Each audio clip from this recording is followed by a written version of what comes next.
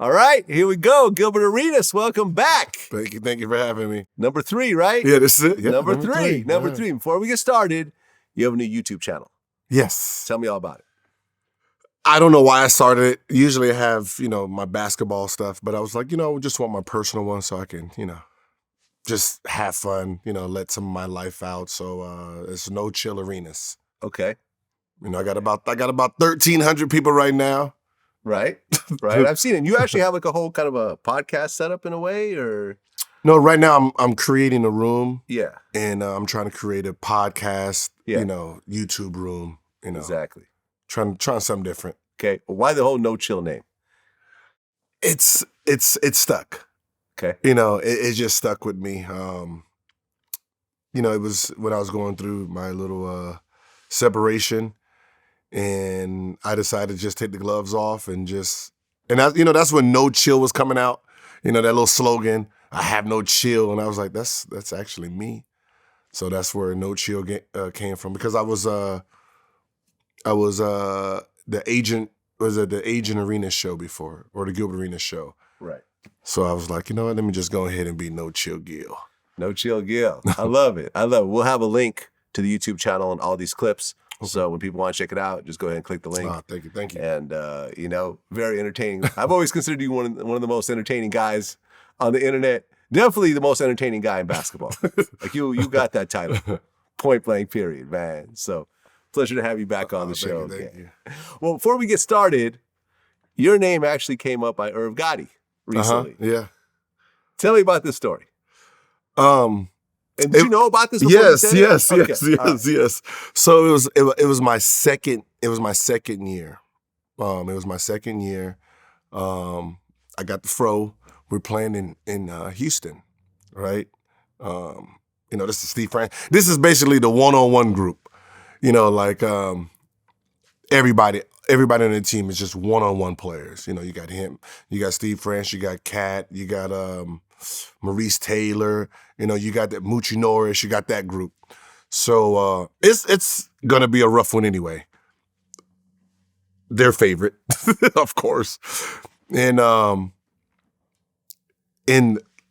just for the first time in my career, superstars came in the building. Right? It was like I've seen like all-star games, like, dunk contests, like you see them there, but they're for, the real people who's playing in all-star games and dunking, not me. So you got Irv Gotti, Jaru, you got all of them and I'm like, oh my God, that's Murder Inc. Like, that's really them. Like, you know what I mean? And so, once the game starts going, I'm like, oh, I gotta perform. In my mind, they're here to see me for the first time, right? So I'm scoring. I'm actually killing. And that's when Ja got the going. 0, you're a 0. You're right. Like donut or something? Yeah, donut. And they're just going. He's just hackling. Just boom, boom. And I'm like. And they were on the floor, basically? They're on the floor. Seats? The whole floor. That whole, from the free throw line to the free throw line, basically. They had them in all those seats. Rowdy group, but it's one of those atmospheres that I really thrived in. Whenever I went somewhere, no one knew me. So, for the first time I'm getting this attention, especially from mega stars right there. And I'm just getting buckets, doing what I do, and Ja's just going, and I'm like, I'm loving it. We're not winning, but I'm loving the attention. And towards the end of the game, you can hear Irv talking about the spread, so he needs to win by a certain amount. Okay. So I'm trying to score to keep it. I have no idea what a spread is. I just know he has to win by a certain number. So it was probably it wasn't it was 12 seconds when I hit my shot. 12 seconds when I hit the shot. So Coutinho went down. Usually we're down, a certain amount of number, and I'm supposed to just, hold the ball out. And, he's going, he's celebrating, and I just come down. Game's over. Like, I don't supposed to shoot this ball. So, that's where, like if they were winning, they're supposed to hold it. But I'm second year and I don't give a shit. I care about the points. I got 25. If I make the 3, I got 28. That's all I care about. Came down and shot it, and I can see the disappointment in their face. I won the game. So we're going back to the locker room. I'm sitting there like, yeah, I hurt somebody's feelings today. I didn't know how much money they had on the game. I didn't really know it was about betting, but I knew I hurt his feelings. I knew I hurt his feelings. Like, he was disappointed. Even though they won, he was disappointed. So that means I won. Right. He bet $175,000. And it was like a half-court shot at the end that you made? Yeah, it was like three-quarter court. Yeah. Right. And you were playing for the Warriors at the time. Yeah. Irv said he wanted to kill you afterwards. Knowing how much money he put on, I'm pretty sure I'm happy I'm still alive at this point. Like, I remember we were playing in a poker game, and I beat him in the hand. The hand was like I bluffed him, but it was only like $300 in the hand. And it just like reverted back. Like, yo, I got a story to tell you. It's like, he told the story. He said, I wanted to kill you. I'm like, for $300? They're like, no. Your rookie season, you probably don't remember. And I'm like, yeah, I don't remember my rookie season. And then he told me the story. And I was like, oh, I do remember. He said, yeah, we have money in the game. He said, for a long time, I was looking for you. And I was like, oh, I'm glad you didn't find me.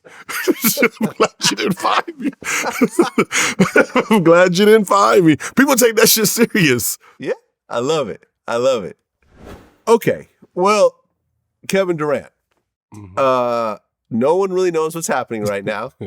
He gets on the internet every so often and tells everyone they don't know anything. Everyone's full of shit. But the story is the 76ers and the Celtics are the potential landing spots for Kevin Durant. 76ers or the Celtics? Yeah. Or he might stay. Uh-huh. I mean, technically he has a contract, right? Yeah. So he technically has to stay. There was rumors about him retiring. He said that's all bullshit. What do you think is going to happen if you were to guess at this point? I blame the media for the most part, because they put an idea of championships makes your career, right? So when we watch, the TNTs and the debates, the person who has the actual right answer gets trumped by, well, you don't have a ring. It's like, wait, but he's right, but you don't have a ring, so I'm not listening to you. Okay. So we watch that growing up. So what happens is you have a generation of kids that says, I need to be a ring if I want to be put into that. My points don't matter. If I have 39,000 points and you have 26,000 points, but you got 3 rings, you're in front of me as a player. So these players now aren't waiting till they're done playing to try to chase a ring. They're doing it while they are contributors. They don't want to be at the end of the bench winning a ring, telling me, yeah, I got the ring now. They want to be a main factor. So you have a guy like Kevin Durant, who by the age of 28, when it came to individual stats, he damn near had everything he can possibly have. MVPs, All-Star MVPs, gold medals, Yeah, he's a 3-time All-Star. No, by 28, he was an 8-time All-Star. Oh, yeah, sorry. I'm looking at the wrong side. Okay. Yeah, I'm actually looking at the wrong side. Okay, let me scratch that. Uh-huh. Okay, yeah. I mean, he's an 8-time All-Star. Mm-hmm. And I mean, what else? Like he was all MVP. I mean, 7-time All NBA. He had 2 gold medals. He had All-Star MVP. He had an MVP. He had 2 scores. Like, all he needed now was a championship and Finals MVPs. He got those 2. Now for him, it's just, I want rings. Like, the empty stats don't matter anymore to these players. So he's going to put himself in a situation where I think he can win instantly. All that building, and I think he's over that. He's a basketball player. There's difference. There's guys that they don't care. They care about what you say because they're human, but they don't really care about what you say because they play basketball. Like, I don't care what you say. I spend hours in this gym. You're sitting behind a computer. No, thank you. You know, and he's one of those guys that you don't really know what he's going to do until he does it. Like we can say, yeah, he's going to these two teams, and he just be like, I'm gonna go here. You just never know. Yeah, I mean, they're saying that the Kyrie Irving is going to play for the Nets, whether the KD's traded or not. Do you see that? I mean, when he opted in his contract, it was weird. See, people don't understand. He was a free agent, right? So he could have went anywhere he wanted to. So when he opted in his deal, it's like, are you opting in to be traded so the money can match? Are you opting in just for the 47 just to do it? Because you could have opted out and signed, anybody would have gave him a 3-4 year deal. So what was the purpose of it? If he's staying, I'm sure you already have Ben Simmons over there, a defensive player. If I'm KD, why would I go to the Boston Celtics when the Nets healthy is better? A healthy Nets is better because you're going to have to give up Jalen Green, so it'll just be you and Tatum. Are you and Tatum better than you, Ben Simmons, and Kyrie? No. Yeah, I mean, it's a weird situation. I mean, Kyrie only played 16 games this past season. I mean, can you imagine Jordan or Kobe sitting out most of the season over vaccinations? Can you just imagine that? Kobe saying, I'm just not going to play this season because I don't want to take this shot. You know what? I can't answer that correctly. I know that they wouldn't have missed no games. Would they have gotten a vaccine? Don't know. Would they have had a fake vaccine card? Probably. Well, someone tried a fake vaccine. No, that was football. Football is football. That's football. Basketball, trust me. You're not doing trust me. There was a lot of fake everything going on up in there. And I think that was a problem too. That because he was so vocal about it, that it was too hard to even fake it for him. Here we go. You're right. Antonio Brown had the fake vaccine card. Yeah, he put it out there so much that he's against it, that even if he got a fake one, or if they tried to give him a fake one, give him a card just to give it to him, it was because you got to remember, only New York and California was the only two states that needed it. So that means 80% of the NBA didn't need the vaccine. So. Yeah, I don't know, man. I can't imagine. I mean, Kobe played with a ripped Achilles tendon. I mean, Jordan played the flu game. Like, these guys would power through everything. Yeah, but when it came to putting something in their body that they didn't know, they would have probably did research. They would have probably did their research first, but they would have most likely got. I mean, so when people ask me, I'm like, I don't know. I knew I would have had a fake card at first just to see. I want to see who falls first. I want to see who falls first. I mean, but, the research says, if you're athletic, it really didn't bother you. So, I mean, they're saying that Durant reportedly told people that the Nets would be eliminated before the playoffs. Did you hear about that? This year? Yeah. Well, last year. Oh, last year? Yeah. Oh, that makes sense. Look at them. Look at the team. Like, I mean, everything they did was wrong. I mean, you could at least had Kyrie for 41 games, right? Yeah. You chose to suspend him for the road games, because it was only home games he couldn't play for. You had him practicing, but I think they thought the basketball was, because he loved basketball so much, I just thought they were playing on that too much. And, you kind of forced each other's hands. So with Kevin out there, he's looking around like, I don't know. I don't think we're gonna. Yeah. I don't think we're gonna make it. Yeah. I mean, look what happened.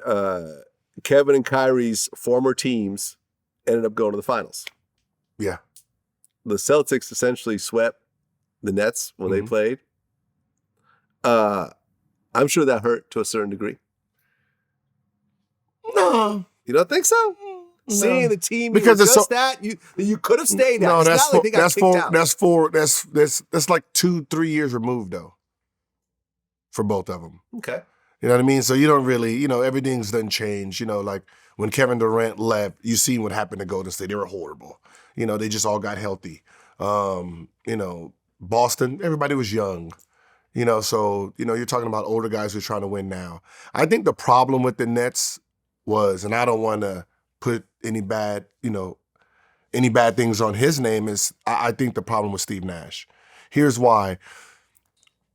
You're not Steve Nash, the two-time NBA player. You're Steve Nash, a rookie coach. Mm-hmm. You have champions coming into your program. You have champions coming in there. They've been through champion situations. One was with LeBron, so they ran that organization the way they ran it. Then you had one who played in Golden State. That organization and how they ran stuff, it worked. So now when you're a rookie coach and you got these two players coming in your practices and your games, and they're really dissecting everything you're doing. So when you're talking about, we're going to practice for an hour and a half, and both of them practiced for 30 minutes, and they did all this, stuff individually, and that's what was successful. You're going to sit there and bump every time you do something wrong. You're not going to get a fair assessment of, what you're capable of. So I just think I thought he should have had gotten like a developmental type of team. Grizzlies, Sacramento, one of those type of teams. I don't think that he should have been put with those those three superstars. Well, LeBron re-signs with the Lakers for $97 million. Mm. Which is, was it for 2 years, I believe? 2 years. Mm-hmm. So that was a lot less than Russell Westbrook is getting. You've actually said that you want LeBron, Kyrie, and KD to all play for the Lakers. Mm-hmm. You think that'll ever actually happen? It's the only thing that makes sense financially. Okay, so they would have to get rid of Westbrook. They'd have to get rid of AD and just leave LeBron and bring in those two other guys. So when I made the comment, right, there's this thing where, when people are trying to make trades, it's like fool's gold, right? I'll give you my superstar. You give me a whole bunch of fantasy picks, right, that probably won't pan out to be in it. Who knows? It's this illusion of I have draft picks that gets everyone excited. So, when Jazz got rid of Rudy Gobert, everyone thought, like, look at all the things they gave away for Rudy Gobert. And you look at the things they gave away, they gave away nothing. What did they give away? A bunch of picks that this team is going to be, first round, second round every year for the next 4 or 5 years with this young talent? Where are those picks going to be? 2024? It's like 2025? You're really celebrating that you got the 25th, 26th pick? Like, you know what I mean? So it wasn't where, like, if I'm going to get rid of a guy, I'm going to get superstar for superstar. So if you're Brooklyn, you don't want a whole bunch of fantasy players. You want real players. So, if Kyrie wants to leave, Westbrook makes about 47. Kyrie makes about, 37, 38, 39? I mean, they're about $12 million off. Throw in Curry. Boom. Nice trade, right? And then Anthony Davis and Kevin Durant. Throw in some picks right there. Boom. Nice trade. Now Brooklyn has Westbrook, AD, Ben Simmons. That's not a bad team. Ben Simmons on the defensive end with Anthony Davis. Westbrook gets to be Westbrook and don't have to worry about any clash. Sounds like a perfect matchup to me. And that's why I said it. Right, because Ben Simmons finally worked out the whole situation, right? He's healthy. Yeah, I mean, he worked things out with the Sixers. I guess there's $20 million that they finally settled. They're not saying what it is, but it's now settled. And you were calling it. You were saying how he should maneuver to get that money, and looks like he finally got it.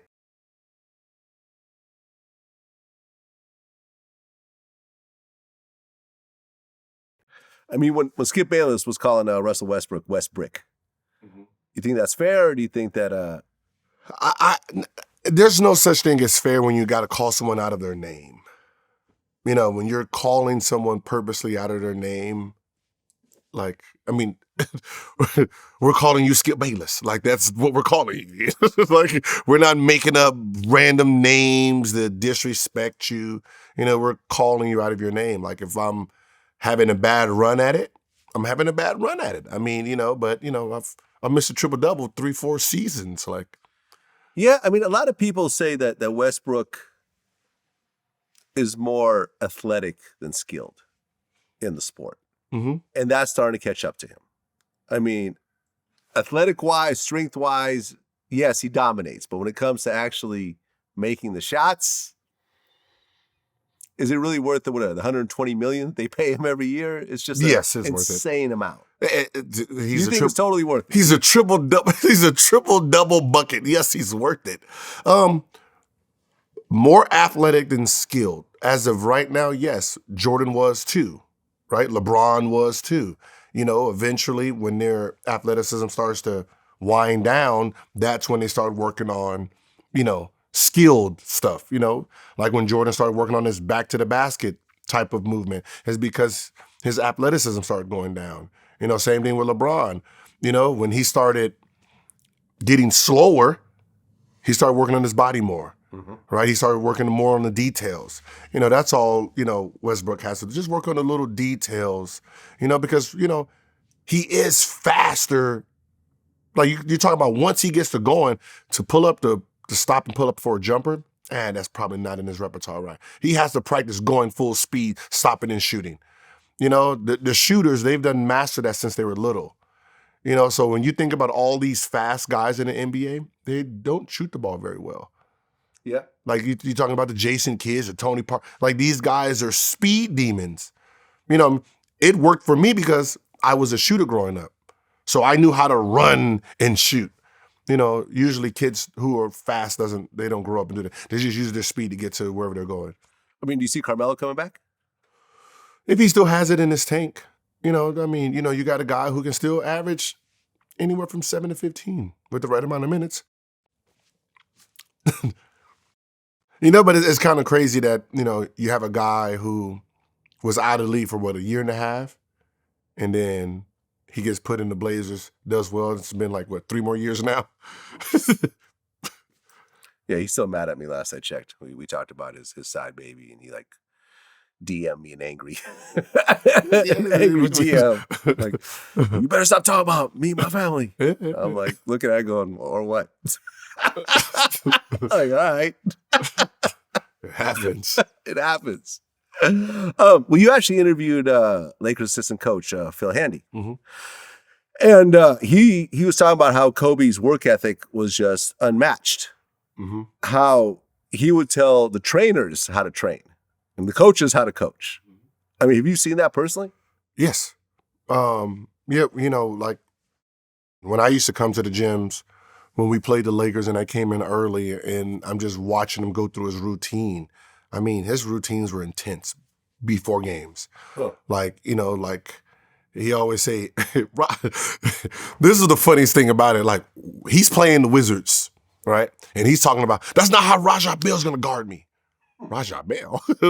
Like he trains for his toughest opponents. Huh. So when he's training on what his toughest opponents will do. So his whole regimen of it's designed on how someone like Raja Bell's gonna guard him, the Matrix gonna guard him,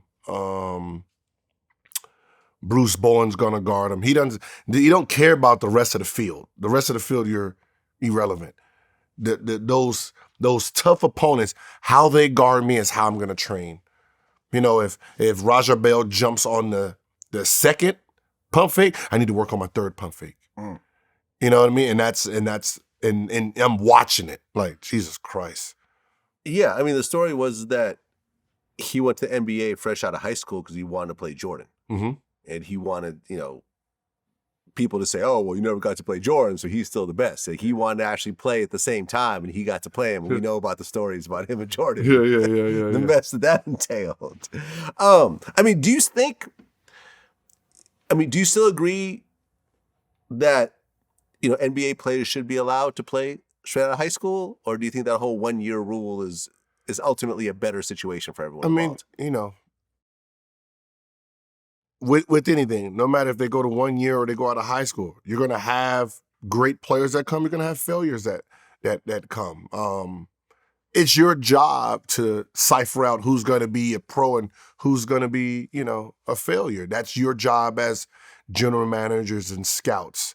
You know what I mean? So, we have LeBron James, we have Dwight Howards, we have those guys. So, the Kobe's, the Kevin Garnett's, the Tracy McGrady, we have those guys. So you can't say that, it's a failure coming straight out of high school. So, I think they should open it back up to see some of this good. Because some kids are pro ready, not college ready.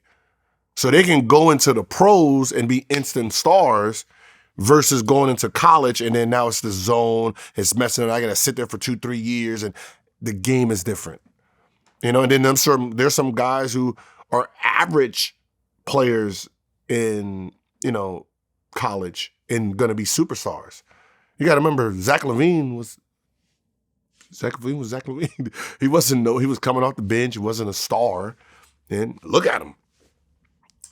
The Peyton Watson kid, he came off the bench. So look, you got you got Peyton Watson who came off the bench.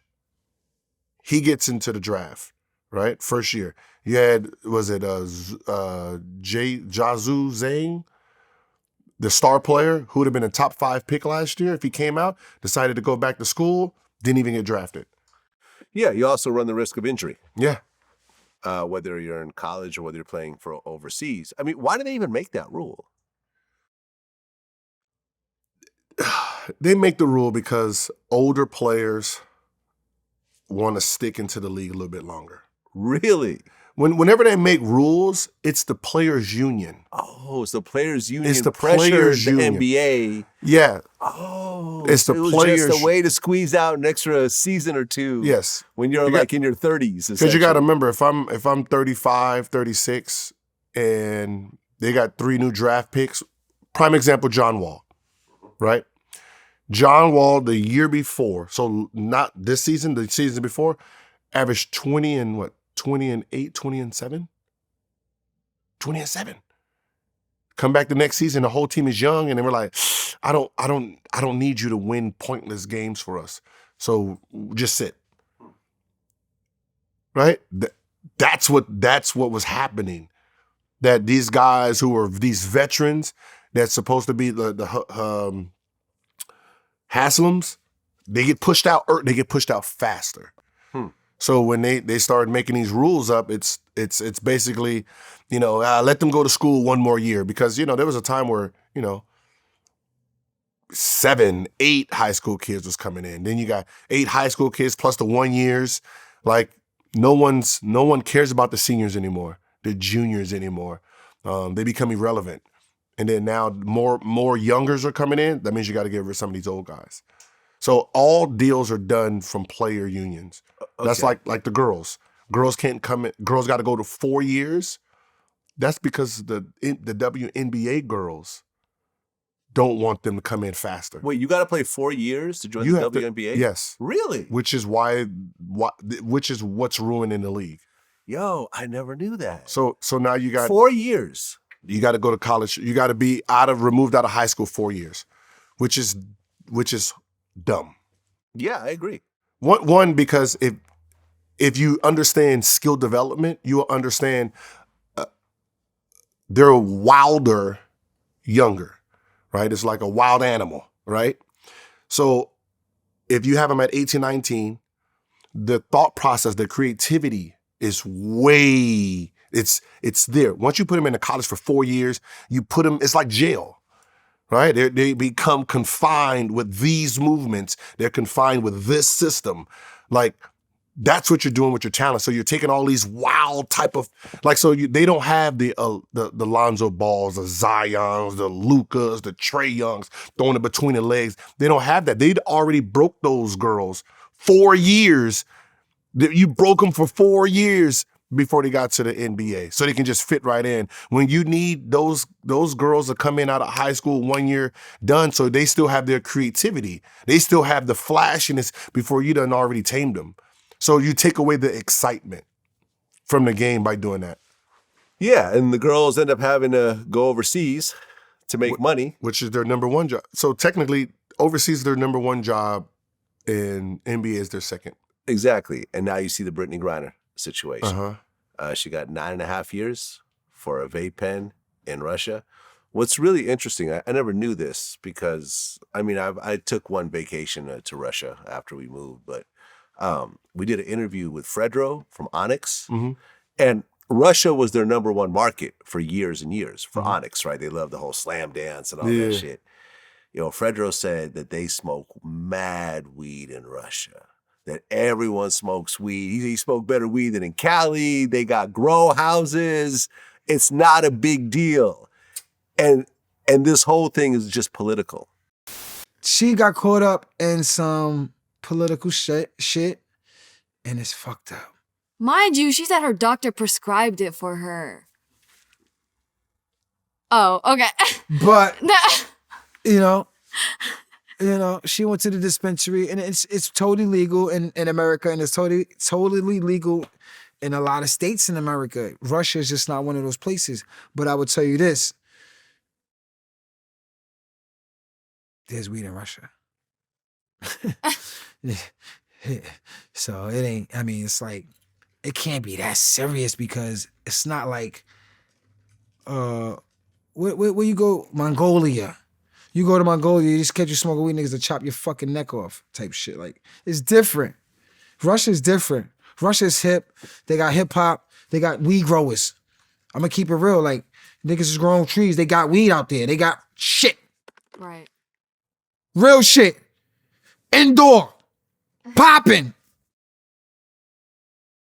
I smoke mad weed in Russia. Every time I go there. Better than Cali. Have you been to Russia? No. Okay. Oh, no, yeah, actually I have. Okay. Yeah, I had to do a tour for the NBA. You smoke weed out there? No, I don't smoke weed. Well, you don't smoke weed at all? No. Okay. All right. We'll talk about that later, but go on.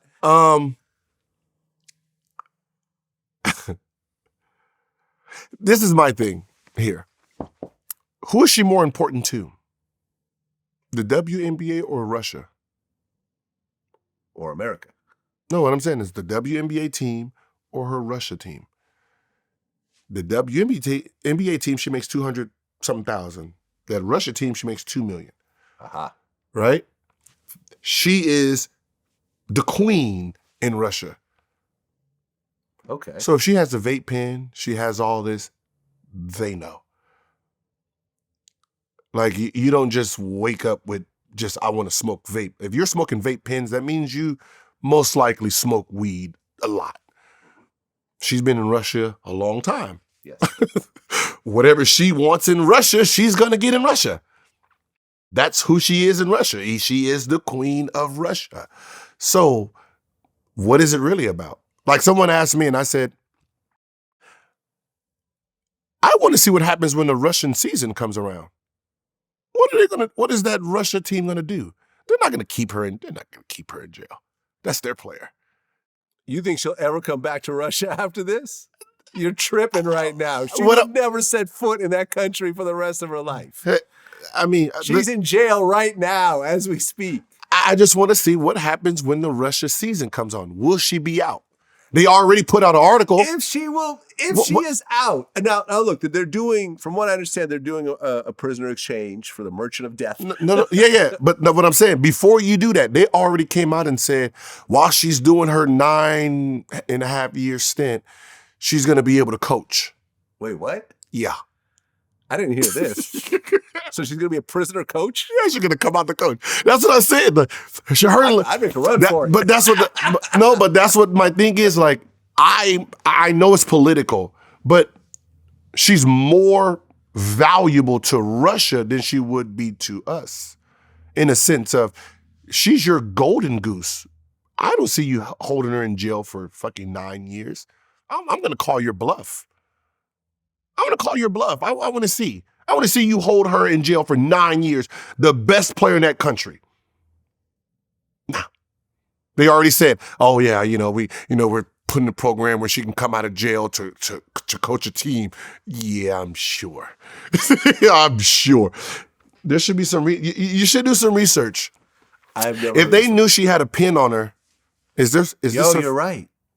You're right. I know. Brittany Griner could coach basketball while serving her 9-year penalty in Russian prison. No, they're not keeping that girl in fucking prison. And if she's in prison, if she's actually in prison, she's running that joint. For sure. She'll have a job, and that job will be to coach Yeah. a Russian team. Yo, this is crazy. That's what I'm saying. This is like I'm calling the bluff. I wanna see if you actually keep her there. Because she's more important to your Russia team than you. But she won't be able to play, though. She could just coach. Go to Russia. They can do what the fuck they want to do. I want to see. I know it's holding an American in jail. I want to, like, this gotta remember, this is if I have the power. I want to see if you're going to do it. Yeah. I want to see, like I can, it's like LeBron to us, right? She's LeBron over there. I don't. But she's not the best American basketball player. Over there. But I'm saying, so none of the better players, so she's the best WNBA player that actually goes to Russia. Everyone else just doesn't go. Yeah. Like, who's the best WNBA player right now? I mean, you have Stewart, you have Asia, depending on what your cup of tea is. You know, what type of, players you like.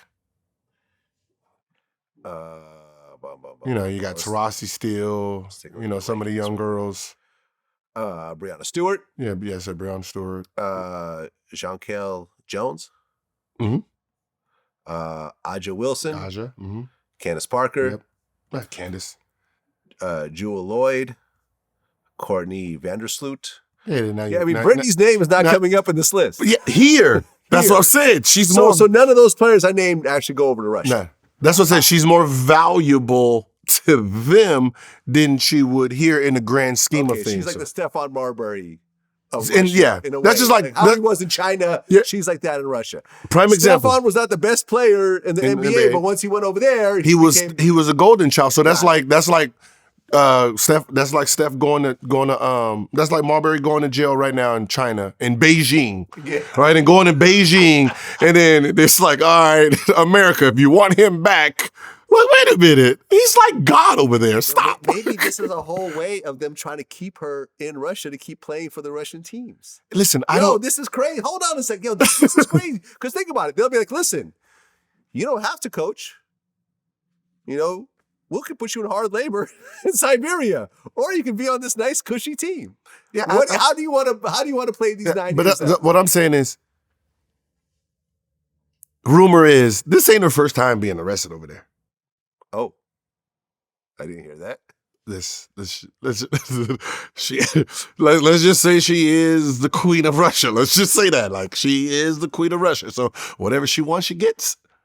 But you got to remember, well, she doesn't want to be in jail right now. No, but that's what I said. Vape pens and stuff like that. Like you're carrying that with you from country to country, state to state, city to city. Yeah. Like, so for them to actually bust you, they already knew you had it on you. That's crazy. So, you know what I mean? My mind's blown right now. So it was more of a trap to see if we can get these two players, and I'm one of those people that's like, I don't believe you. I don't believe you. Let me go check out her cell. I don't believe she's there. I don't believe you. I don't believe you're going to hold her for 9 years. Nah, not you. Not you, Russia. Like any other country, not the country she actually is. She's in control of. Nah. Well, Mark Cuban did an interview recently, and he said that there was almost a trade for Kobe to the Mavericks. Like, it was essentially done. Mm-hmm. And he mentioned it to someone, and then once the word got out, then it all fell apart. Can you imagine Kobe playing for the Mavericks? For who, though? What do you mean? Who was he going to trade for Kobe? Did he say?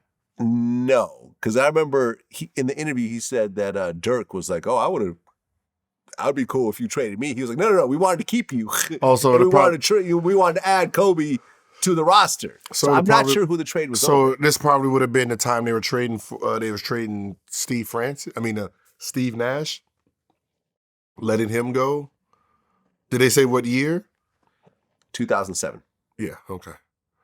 Oh, 2007? Yes. Who the 2006-7 season? Or 7-8 season? No, it had to be 7-8 season, right? Yeah, he actually wanted to go to the Bulls. Bulls, yeah. But it turned out he almost went to the Mavericks. That was the year Kobe was fucking with everybody. Talking about he wanted to be traded and yeah. I'm trying because he had that trade clause and he was just throwing out names because he can veto it. He can veto every trade. It doesn't say who the trade was going to be for, but yeah, he was saying that it was essentially done and it just didn't happen the last minute. And they don't know what happened, right? Not exactly. Kobe vetoed that thing, probably. Yeah. Kobe was never leaving Los Angeles, man. I mean, was never leaving Los Angeles. Yeah. He got other people to leave. Yeah. He had too much power. He got Shaq to leave, but he was not going to leave. Never. Yeah. He was purple and gold. Mm-hmm. The trial's underway right now with Vanessa Bryant over the death photos of Kobe and Gianna. Apparently, LA cops kept ghoul books with photos of celebrities who died violently. Come again? They had ghoul books with photos of just dead celebrities who died violently. And they kept them around and shared them amongst each other. This is what's coming out in the trial. Oh my God. That's sick. Yeah. To categorize them? Yeah. What's interesting about this situation is, listen, I support Vanessa doing whatever she wants to do at this point. She lost her whole life. She lost her husband and her youngest daughter. So whatever she wants to do, I'm in full support of it. It's interesting, though, had Kobe been alive, like Kobe wasn't the guy to like bring all this negative attention to himself and stuff like that. Like, let's just say that his daughter got killed in a plane crash and he wasn't there. He wouldn't have sued the LAPD. He wouldn't have sued the helicopter company. He would have been like, all right, I'm just going to grieve privately, but I'm not trying to bring all this lawsuit. And I mean, he never really sued anybody, if you think about it. No, I mean, he would have handled it in different ways. Right. We can say that because he is him. You know, I remember people when he speaks, people are gonna, stand down for the most part. No one's standing down with Vanessa, so Vanessa has to speak louder. So I see why she's doing everything, because if she doesn't bite, like Kobe don't have to bite as a snake because everybody's scared of it. She has to bite. She has to actually go wound for the future so people take her serious. She kicked her mom out of the house. Her mom ended up suing her, which was some bullshit. But notice that when Kobe was around, the mom was still in the house. The mom was being fully supported. Everything. I mean, I think after the whole, Colorado situation, I think Kobe learned to just let's just handle things privately, quietly. Let's not create a bunch of media circuses around what we're doing. And Kobe understood his legacy, really since the very beginning. And he understood that, all the shit he does off the court could potentially overshadow his greatness on the court. And, ultimately, when he passed, he had that greatness that's always going to be cemented. Mm-hmm. You know what I'm saying? Yeah. Like I said, apart from the Colorado shit, really, he's got, it's really a very clean slate. Like, this is just one of the best ever, and period. Mm-hmm. And, you're right. At this point, she's like, all right, I'm going to show y'all. But you got to remember, when this started, it's like in the midst of grieving. Yeah. You know what I mean? So you can't tell someone how to grieve. Of course not. Right? So when all this happens, you're talking about someone who done lost everything. So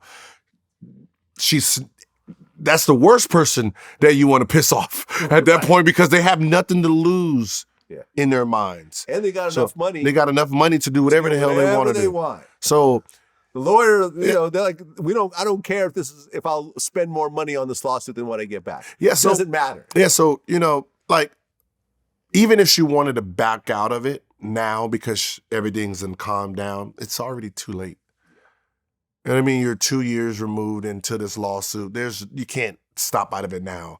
You know, but the lawsuit started when, you know, it's red. You know, it's red. Like, oh my God, what happened? You know, you're trying to save. You're trying to save face. You don't know what's going on. Everything is moving so fast. Like, I'm pretty sure, like, it's starting to hit her now that they're really gone. You know, no matter how happy, you know, a person seems, you know, no matter what, you know, you still have grieving moments. And I'm pretty sure going through this trial is going to bring back more memories. That's going to hurt. She was crying on the stand. Yeah, it's going to hurt still. Yeah. Because it's reality. Reality is going to kick in every time you see pictures. Like, you know, when you're in your home, you can like hide stuff and not go in certain rooms. And, you know, when you're out in the public and you see certain things that remind you, a smell, you know, it's, you know, so right now it's you know, it's like I got to finish what I started. Well, the Warriors won the finals since our last interview. Do you think at this point Curry just needs to be part of the GOAT conversation? Or do you think he's still being slighted to a certain degree behind like a Jordan or a Kobe? He's going to always be slighted because he's little. Right? It's like we have this ideal of what a GOAT's supposed to be, and it's like 6'6" and above. And, you know, when it comes to, you know, the smaller guys, you know, you have to do so much more to get the same credit. You got to remember, he's not a highlight reel when it comes to jumping and dunking and all this aerial stuff. You know, he's a floor general. So, you know, he's not gonna, like when you do a highlight reel and you have all the GOATs, you got one that's just purely just mesmerizing on shots. Yeah, I mean, he's only 6'2". Yeah. He's my height. Yeah. But what he does on that court, the amount of points that he scores, I know. the amount of championships under his belt, like how can you just, how do you take that away? You ever been to a camp? Kids camp? What kind of camp? Just a kids camp. Yeah, of course. Whoever camp it is, what is one of the first 3 questions the kids ask? Can you dunk? I don't care how tall you are. They always want to know, can you dunk the ball? Okay. So what ends up happening is if you put the GOATs up there, right? And you have a highlight tape of their whole career. And you had a generation of just kids say, all right, who do you put them in order of who you think the greatest is? Curry goes last because he ain't dunking. Yeah, I mean, right? He's not doing what the young kids think about. Like, yeah, I mean, you're right, because think about what is Michael Jordan's nickname? Air Jordan. And the air comes from him Flying. dunking. Yeah. Right? His logo. He's not 3-point Jordan. Nah. He's not free throw Jordan. He is Air Jordan, which implies that he is in the air as he's about to dunk on somebody. Yeah. That's all that means. It's the visual. The visual. You know, but when it comes to pound, like it's gonna always be pound for pound. When they do that pound for pound, yeah, right. He can consider to be one of the greatest, right. like, I mean, top 2, top 3. Like, let's go into a different sport. Let's look at you know, boxing, right? I almost feel like Mayweather is like the Steph Curry of boxing. Yes. His fights are not that impressive in terms of visually, right? He's not knocking anyone out. He's had a few knockouts here and there, but in general, he'll come in, he'll consistently get all the points, and he'll win. Yeah. Every single time. Yeah. He's 50-something? 55-0. Yeah. I mean, a few of those fights were exhibitions, but whatever, but he's never lost a fight. But you're right. Watching it is not like a spectacular fight, like a Tyson fight. A Tyson fight was exciting, and everyone considered Tyson to be the best ever because he would come in and knock a dude out in 30 seconds. Yeah. And then he would talk about how he wants to eat his children and all types of other crazy shit. And listen, in the heavyweight division, like usually you got to get the belt off the dude's back.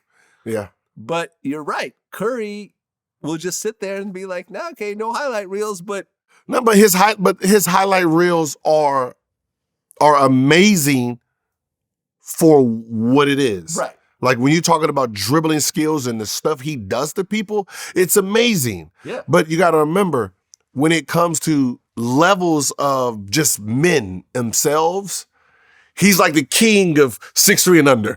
Like, that's how we should do it, right? 6'3", 6'4" and under, Curry's the king. Okay. You can't, like, he's GOAT.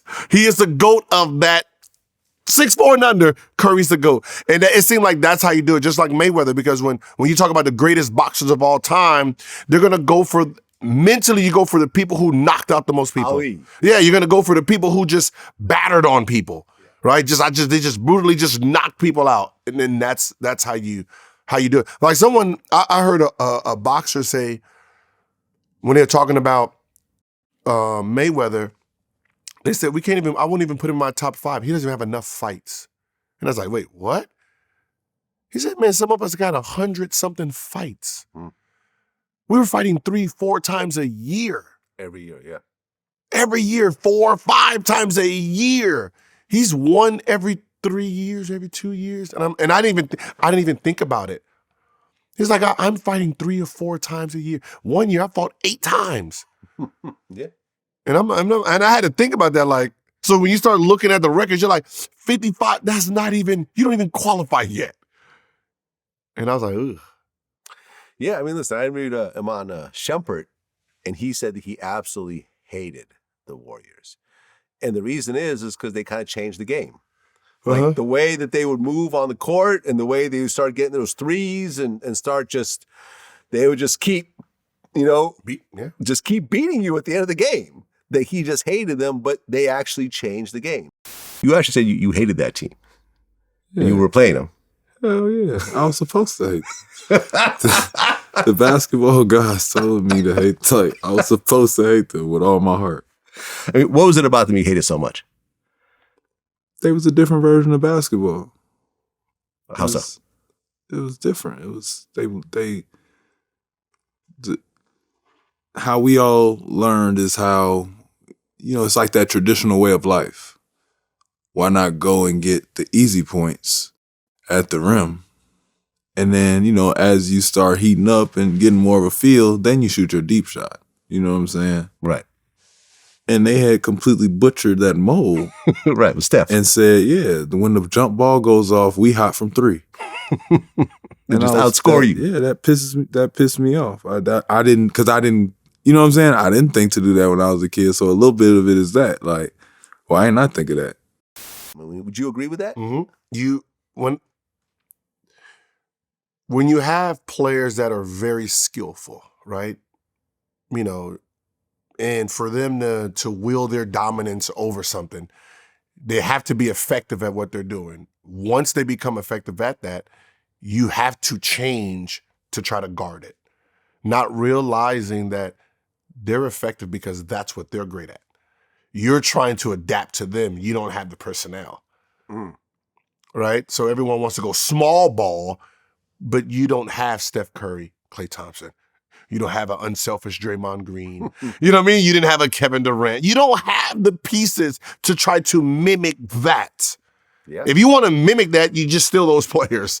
Other than that, you can't mimic Steph Curry sitting in the gym, 6 hours a day. Klay Thompson, rusty Klay Thompson. They won a championship with rusty Klay Thompson. That's not even the Klay Thompson we know. That's rusty Klay Thompson. And Steph had to turn into what we know. But you can't mimic those guys for your offense to try to fit in. You have to create your own style. And that's the problem with, sports, is they see success being done by something else, and they want to try to mimic it instead of saying they're successful because they're playing to their personnel. Play to yours. Yeah, I remember John Sally, he actually reminded me that at one point, the Warriors are going to trade Steph Curry. Mm-hmm. And as soon as they start talking about it, he was like, no problem. Hey, whatever y'all get, whatever the offer is, I'll take it. Mm-hmm. We're not going to play hardball and potentially end up going to some other team and whatever. Nah, I'll take whatever y'all are offering. I'm staying. But they were going to trade him. They were going to trade him. They didn't think he was doing what was necessary. Steph Curry you're talking about. Really? They were going to trade him. And then when it came time to take an extension, he took it right away. No time for us to go back and forth. I want to be here. This is where I want to be. This is where I'm comfortable.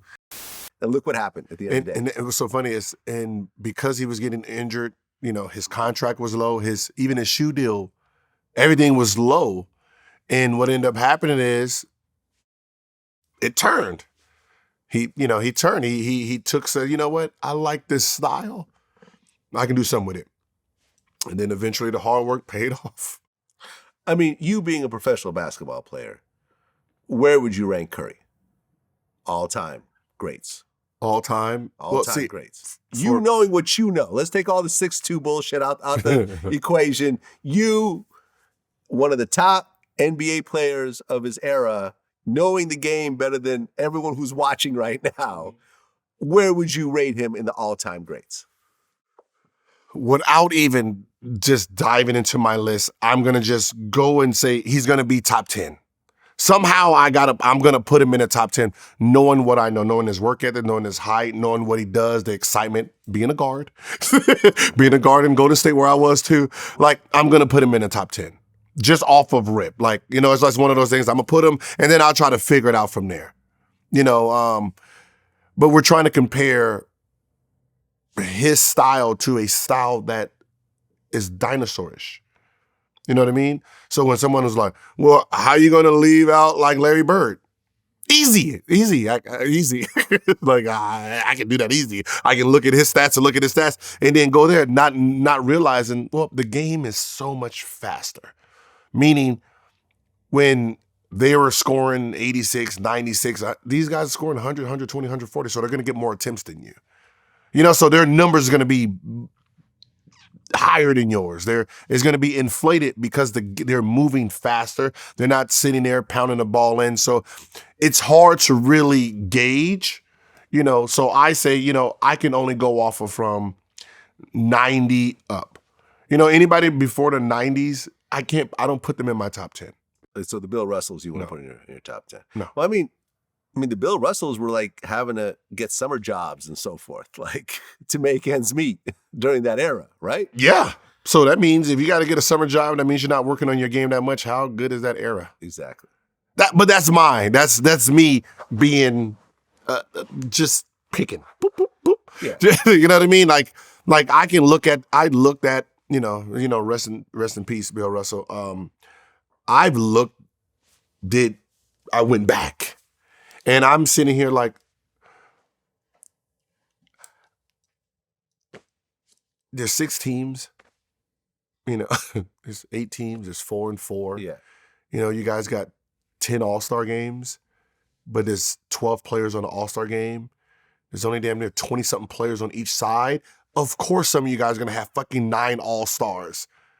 You should have 9. First of all, if you didn't make the All-Star game and an All-NBA team, something's wrong with you. But that's why you have players who played on the bench that's in the Hall of Fame because they have to put somebody in there. If your team was good, there was no free agency market. So you couldn't pick up free agents. It was either draft or trade. So if you're the number 1 team, they're not drafting somebody that's going to change their team that fast. So you're going to stay dominant for years to come. Yeah. He had 11 championships in 13 years. Yeah. I don't think if you take a young Bill Russell and you throw him on any team, he's not going to dominate in the same way. If they had 16 teams in that league, they don't win 11 championships. Because you got to remember, by the time free agency, you remember free agency means if you're a free agent, I can go sign you. Well, let's say you're last place team, but you have a superstar. Hey, let me trade for your player real quick. I can get your star. You be like, I'm playing like shit anyway. All right, go ahead, take my guy. That doesn't happen anymore. Yeah, there was no super teams back then. Yeah, that Boston big super, threes. No, Boston was a super. Boston was no super. They were a super dynasty. Yeah, you got what 12 Hall of Famers on the out of 15 players, 12 of them in the Hall of Fame. You don't think that's strange? You got a guy playing 11 minutes. He's a Hall of Fame. Get the fuck out of here. And, shout out to the NBA. They retired his number permanently. I thought that was dope. Yeah. What's interesting is since our I last wish they number- would have retired it before he passed. Yeah. So he can see his legacy. You can see what you've accomplished. Like, that's the only thing I think about. I think about stuff like that. Like with Jordan, you know, certain teams retired it. But if you really want to like show what his impact was, you retire the number while he's still here so he can see. Because that's what's gonna happen when Jordan passes, they're gonna retire number 23. Retire that shit now while he's still alive, so we can. Oh, they're gonna retire 23. Retire 23 through the whole league, dude. Why not? All these guys that have Get your own fucking number. Get your own fucking number. Get your own fucking number. Well, But like we would have LeBron 23 though. That's what I'm saying. I know, but LeBron would have been a whole nother number. Yeah. That, he fuck around would have been 6. Now he has to change his number. Oh, he's back to 23. Is he back to 23 now? What is LeBron's number? Yeah, he has to go back to 23 because especially if they retired 6. I guess he's gonna change to 6. He can. It just got retired. Oh, you're right. Oh, yeah, you're right. He just got retired. Well, I guess he's gonna have to Go back back to to 23. I guess. Yeah. Yeah. Okay. All right. Well, And isn't that Anthony Davis's number? let's look it up. Wait, didn't Anthony Davis? They had it was something where when Anthony Davis came, LeBron had to wear 23 still. Anthony He's Davis 3. But what was Anthony Davis' number in Pelicans? Wasn't he 23 too? 3. Oh, he was No, three? he was 23. You're Yeah. right. He was 23. Yeah, see, so Anthony Davis and LeBron had the same number, and what happened is LeBron's first year, he was 23, and Anthony Davis had to pick 3. And then LeBron went to 6, and they were going to give Anthony Davis 23 to give him his number back. So Yeah. these jerseys, boy. No, I've heard you talk about sort of like the whole, mysticism behind the numbers that you wear and certain shoes. It's that you. wear. It's you. It's feel who you are. Well, we were talking about the Celtics, and you talked about the racist experience you had in Boston. Mm-hmm. And I actually brought that up when I interviewed Big Baby, Glenn Davis. And I talked about, he's like a Celtics, lifer. Yeah, that's his. That's his identity. Yeah. And I asked him about the racism in Boston, and his question, the way he answered it was a bit weird. He basically was like, "Well, they weren't racist to me," and a lot of people kind of took exception to that answer. It was like, okay, so they're not calling you the N-word, but they're calling everyone else that, and that's somehow okay. Like, what is your take on that? It's exactly how he said it. Did you see the interview? You know what I'm talking about? No. Let's pull it up. The Celtics fans love basketball, but they're also known to be a racist city. Yeah. Like, for example, Gilbert Arenas, when he played against the Celtics, he was talking about how fans would call him the N-word with the hard R and, that type of thing. Like, I think you were playing against the Celtics and one of the fans started calling you like the N-word with like the hard R. It's like, hard ER. Yes. the hard R Yeah, N-word. I mean, they were nice to you because you were helping them win. But when you saw that type of thing happen with other teams, what'd you think? So like, dang, meaning like the racism and stuff like Yeah. that. 'Cause I'm sure you heard it. Yeah, I heard racism, but Boston never showed me no racism. You know what I mean? I probably because I it's there, right? You feel it, right? You see what Paul Revere rode from. God damn, Paul Revere rode through here. You like, there's got to be some racist shit going on, but it's just like they never showed it to me. Yeah, because I was like one of their own. Like, you know what I mean? It's almost playing for the Celtics. Same thing as Bill Russell. In Boston, I would think, yeah, they, might don't like Bill Russell as a color, but they love Bill Russell. Like, you know what I mean? So I never seen it. You know what I mean? I never had an issue with anybody talking about racism. You know what I mean? I've dealt with that more in the South. in anything. Yeah. You can tell he wasn't very happy answering that question. No one ever is, especially when the city you played for. Right. And man, I'm gonna tell you a story where it makes sense. I had a cop, sheriff, who used to patrol my area in Virginia. So when I go out of town, he'll like sit across the street from my home and patrol it and make sure the thugs didn't do anything. He said, because these thugs, and that's how he sounded, these thugs know your schedule. And they know when you're gone, so they know when to hit your house. So when you're out of town. So, and one day I'm bored. It's just one of those boring days.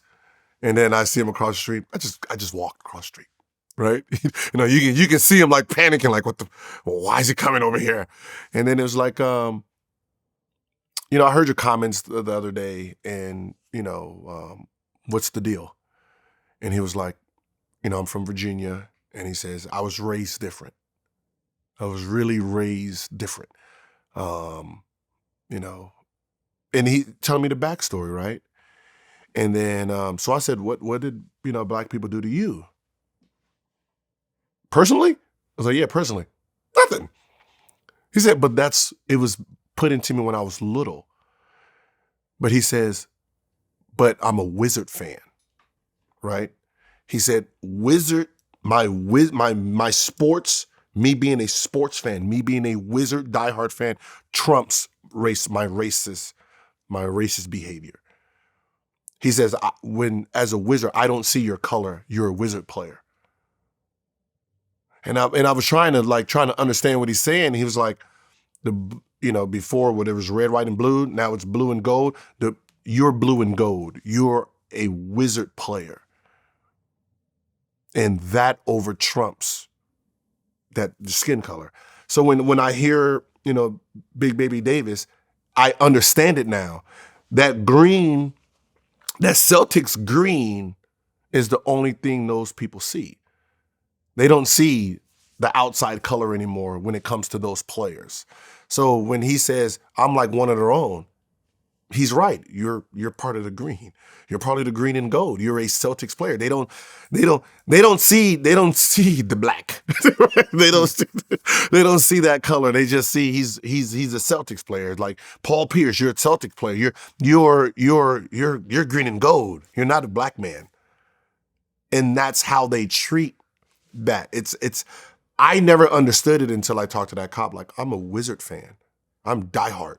There's no fucking color there. So he said, basically, if I had to break it down, all the black people I like in life play for the Wizards. Well, I mean, even Bill Russell said that his allegiance was to the Celtics, not to Boston. Yeah. And he said that. And he acknowledged the fact that it was a racist. And what's so funny is if you ask them, it's the same thing. My allegiance is to the Boston players, not them individually. I don't like them. I like as Boston players. Oh, they're my guys. My guys, I'll buy him drinks. I'll invite him over to dinner. But if they wasn't Boston players, but that's then that's why when people talk about racism in sports, and I say it's not this, it's different.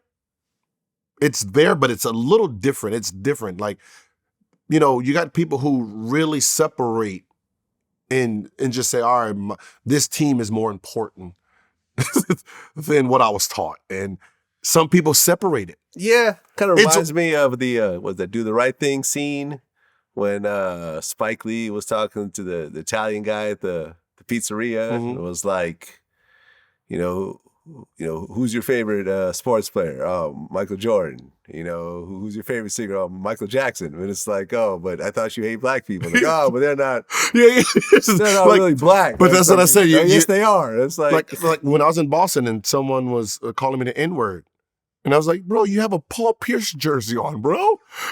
Like, you literally have a Paul Pierce. That's not Bob Cousy back there. That's Paul Pierce. Right. How do you justify that? It's not a bird jersey. Yeah, you got me. That's all he can say. You got me. It's like, you know what I mean? It's like, how can you say you're racist, but all the players in your arena, it's just black men back there. Like, you gotta earn your racism with me.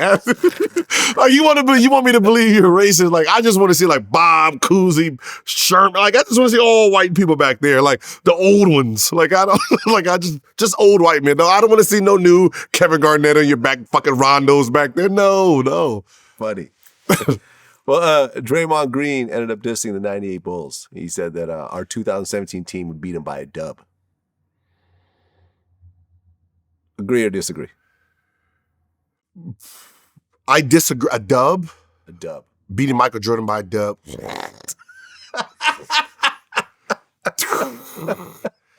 I don't know, man. That man, like maybe you're talking later on in his career. you're talking about a guy who thrived. Like, he was single-handedly beating the dream team opponents when he got mad. You know, you heard the dream team story when they played against the college kids, and the college kids came in and they won the first one because they set Michael Jordan. And they said, we're sitting Michael Jordan on purpose, you know. And then when they put him in, they beat him by like 30, 40. Yeah. You know, he's the different breed. He's a different mindset. With those two teams, you got a defensive-minded team versus an offensively-minded team. Even though both teams can do the opposite, Golden State can play defense, but it's one of those things. Who stops Michael? See, they have players that can contain you. They might not stop Steph. I mean, they might not stop Kevin Durant and Steph, but they have bodies that will give them a run for their money. Well, I mean, they stopped LeBron. Huh? They stopped LeBron. Who? The Warriors. Yeah, Michael Jordan's different. It's just different type of. That's just a different type of motor. So you're saying that Jordan's more clutch than LeBron? He's more explosive off the 1-2 step. So, you know, LeBron is like a train. Once he gets to moving, like when you see him jot, it's those, after he gets his first 2 steps, then it's like, whew, all right, freight train. You know, with Jordan, his first 2 steps were just cat-like. So when you have him in the half court and he decides to do this and go, it's too late. So I don't see you containing Michael, period. You have more scoring power. So you're going to have to score. But they got, you know, Rodman, they have Dennis, they have Jordan, they have, you know, yeah, I mean, Rodman's Ron Harper. These are all defense. These are all Klay Thompsons, basically. Better. Like, I don't know if Klay Thompson is first. I mean, I think he's made first team all defense, but you have a whole team full of first team all defenders. You know, so I don't see 20, and I'm telling you this, I respect Draymond Green's, his confidence. I wouldn't be happy putting my money on either one of them. Fair enough. But I see Golden State has to live and die by that 3. So if it was a 7-game series, it'd be hard to bet your money on Golden State hitting threes all 7 games. Well, Draymond Green and Kendrick Perkins got into it. Mm-hmm. You saw that? Yeah. Draymond called Kendrick a coon. Kendrick got offended over that. Yeah. And they made some videos about each other and so forth. I mean, what do you think about that whole thing? Kendrick, and just like any other ex-player, when you go and take that corporate job, you're going against the grain. And it's a fine line you got to walk. Because you have to report on the topic. Even though you might not want to, you still have to report on it. Right. You know, so, you know, if a player had a bad game and made bad decisions and you have to report on it, you become an enemy. Yeah, I mean, I feel you. I mean, I do the same thing. You know how many people, I mean, Drake was mad at me for reporting on, or interviewing people that didn't like him and so Mhm. forth. And I remember one of his guys, like, ran up on me, and it was like my security had to step in, and it was like, why are you talking all that shit about Drake? And I'm thinking in my mind, I'm like, if I pull out my phone right now, I will show you 100 articles praising Drake. Uh-huh. And you mean to tell me that Charlemagne coming in one time and saying some negative comments about him is the reason why we're about to get into a fight in the middle of this club in Louisiana? Like, seriously? But it's like that. I understand that my role as the media, I'm going to piss a lot of people off, and it just is what it is. You're never gonna do right or wrong, right? It's trying to be fair, right? I think that's all that really matters is if you can be fair, right? If I attack you when you're doing bad, I need to praise you when you're doing good. Some people just can't. Well, and also, but the praise usually is not what stands out to the person. No. Because everyone's praising them. So you're just an army of people that are praising them, Mhm. but one of the few people that might criticize them every so often. Yeah, but is the criticism fair? If you're going out of your way to make it seem horrible, then that's where the anger comes from. But if it's one of those things like, yo, the motherfucker had a bad game, he shitted it up today. Okay, so do you feel that Kendrick Perkins' criticism was unfair? I heard the beef. I didn't hear the original. Okay, fair enough. Yeah, I didn't know I'm what not the exactly original. sure where it started either. Yeah, that's what I said. I don't know what the original, what's the name came from. It probably was in the playoffs, right? Playoffs, he wasn't playing Draymond Green style. Because I made comments about if y'all lose the series, I blame you for it because you're not doing what you do. He didn't take offense to it. He understood where I was coming from because He responded to you? yeah, we DM all the time. okay. Yeah. Got it. And he understood what I meant, right? He knows I don't need you to go out there and try to score 20, pretend you're this 3-point shooter when your role is to play defense, do all this, make sure everyone else is doing their role. That's what made you a champion. So I can't take away what makes you a champion because you had 2 points. You know what I mean? That 2 point, you took 2 points, 10 rebounds, 10 assists, y'all win. That's the Draymond Green game. You sacrifice for the betterment of your team. You do that the best. So I can't criticize you when your numbers don't look the way I think they should, or you turn down 4 or 5 threes. If that's what you decided to do, that's what you decided to do. So, when I express it, like, I blame you if you don't win it because it's all designed around you getting everyone involved. So if you're going out there trying to shoot 20 shots a game and y'all lose, yeah, I'm blaming you for that. Miles Bridges. He is facing 11 years in prison if convicted on domestic violence charges. Huh. I guess he was about to cash out as a free agent. The money was like right there. Was it 2 days before? Something like that, yeah. When you look at a situation like that, what do you think? It's unfortunate.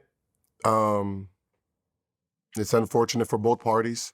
You never want to be in those type of situations. When people say, how did it happen? Being human. You know what I mean? Y'all arguing about something that's irrelevant to the bigger picture. You didn't cook the food right.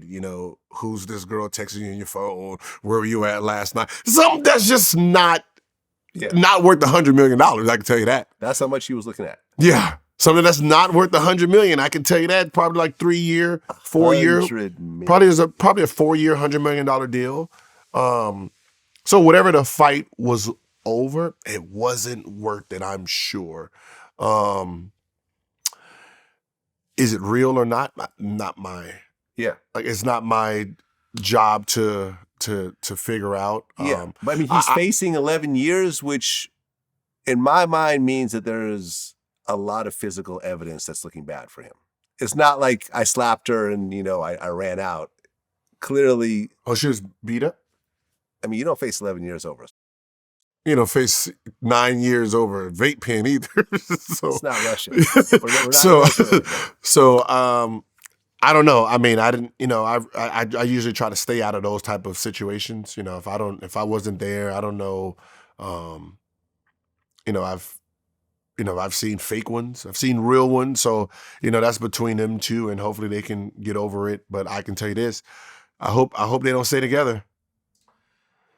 Yeah, I hope so they don't too. stay together, because if y'all thought y'all was fighting before the $100 million contract, y'all gonna be fighting when y'all didn't get that $100 million contract. Yeah, I mean, you would think if there was ever a time to keep a situation like that under the covers, it would be when the $100 million check is about to hit. Yeah, I mean, But it shit happens. It happens. It happens. Like I had a player who decided he wanted to celebrate his new negotiation deal. Like, they came to terms, and he wanted to pick up a hooker.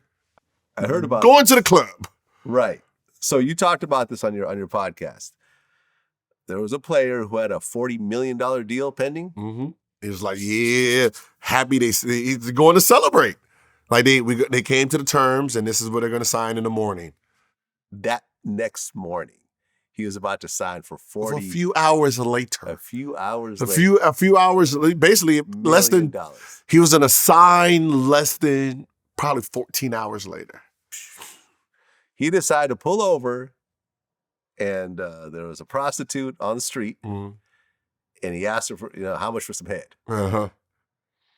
That turned out to be an undercover cop. Yeah. So she must have been bad. For the pull over? Whew. Yeah. Whew. Yeah. To pull over, I mean, you're going to the club. So how bad was this? You're going to the No, club. put like And this. I guess he had a girl in the car already, too. Yeah, we tease this man. What team did he play for? Wizards. Okay. You're not going to say who it is. We teased them. We teased them like that was the run. I made jerseys. What? I made jerseys, Wizard jerseys, that had $80, like the number 80, make you holla.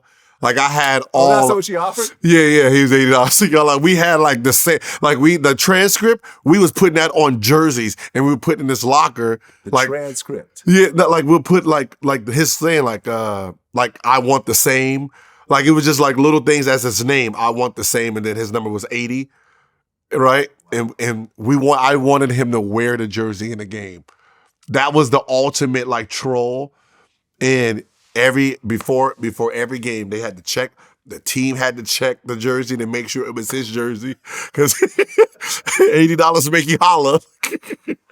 It was the funniest thing. You're talking about young kids, so stuff like that is the funniest thing. Like, yo, how do you get in trouble for that? Like, I didn't know you can even get in trouble for stuff like that.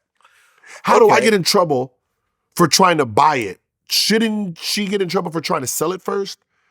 Why is the buyer getting penalized, not the seller? Right? Like drug dealing, right?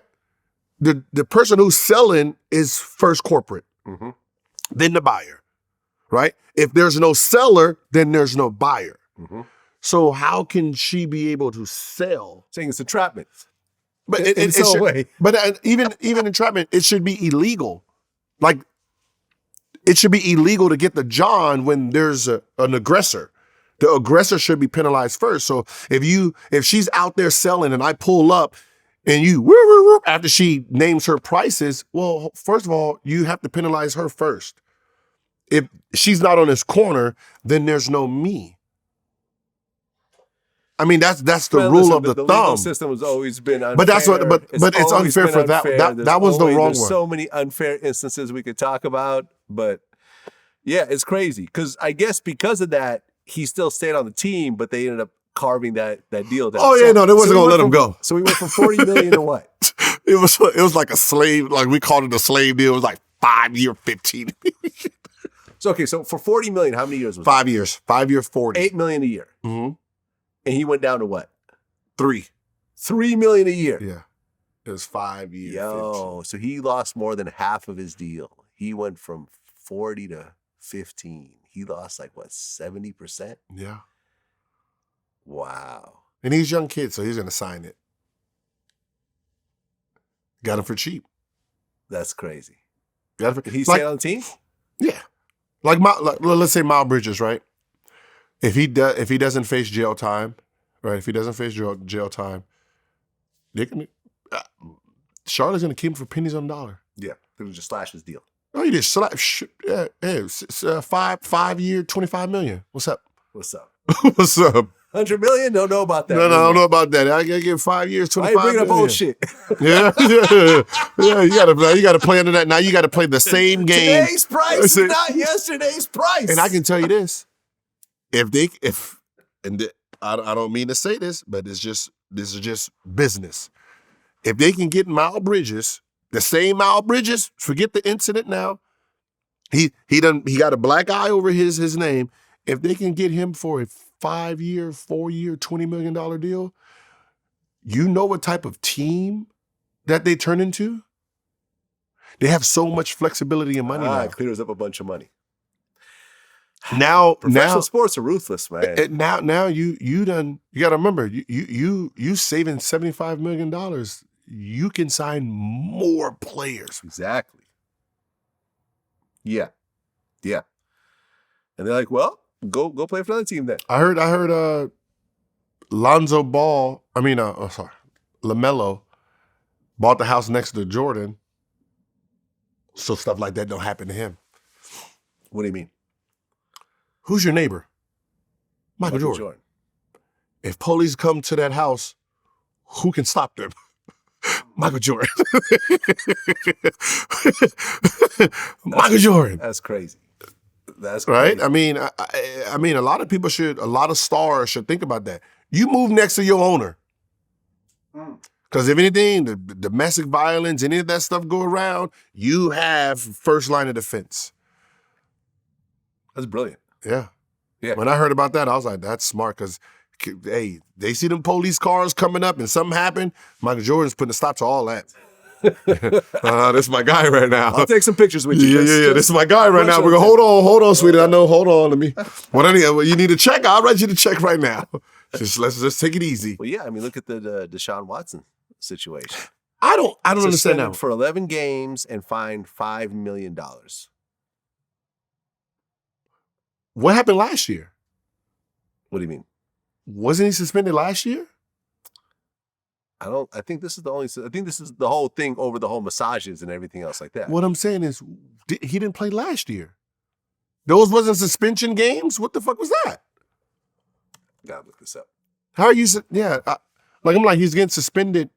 Did he get found guilty? No, I believe he's settling all the lawsuits essentially. But he wasn't found guilty. Right. So how are they suspending him? Allegations.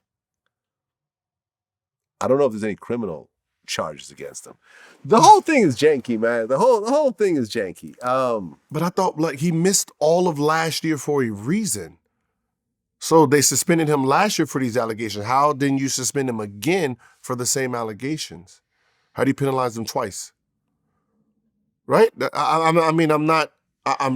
had a smaller suspension originally, and then the NFL came in and basically wanted it heavier. Last year. They appealed it. Last year. Yes. So he missed all of last year. I think he's about to. So what is the point of games again? What what I'm saying is, if the allegations got him suspended last season and this is a new season, what are they suspending him for now? We live in a Me Too environment right now. That's what it is. And at the end of the day, anyone seen as, abusing women, over and over again, which is how he's being viewed, I think is going to get a very harsh punishment. Just period.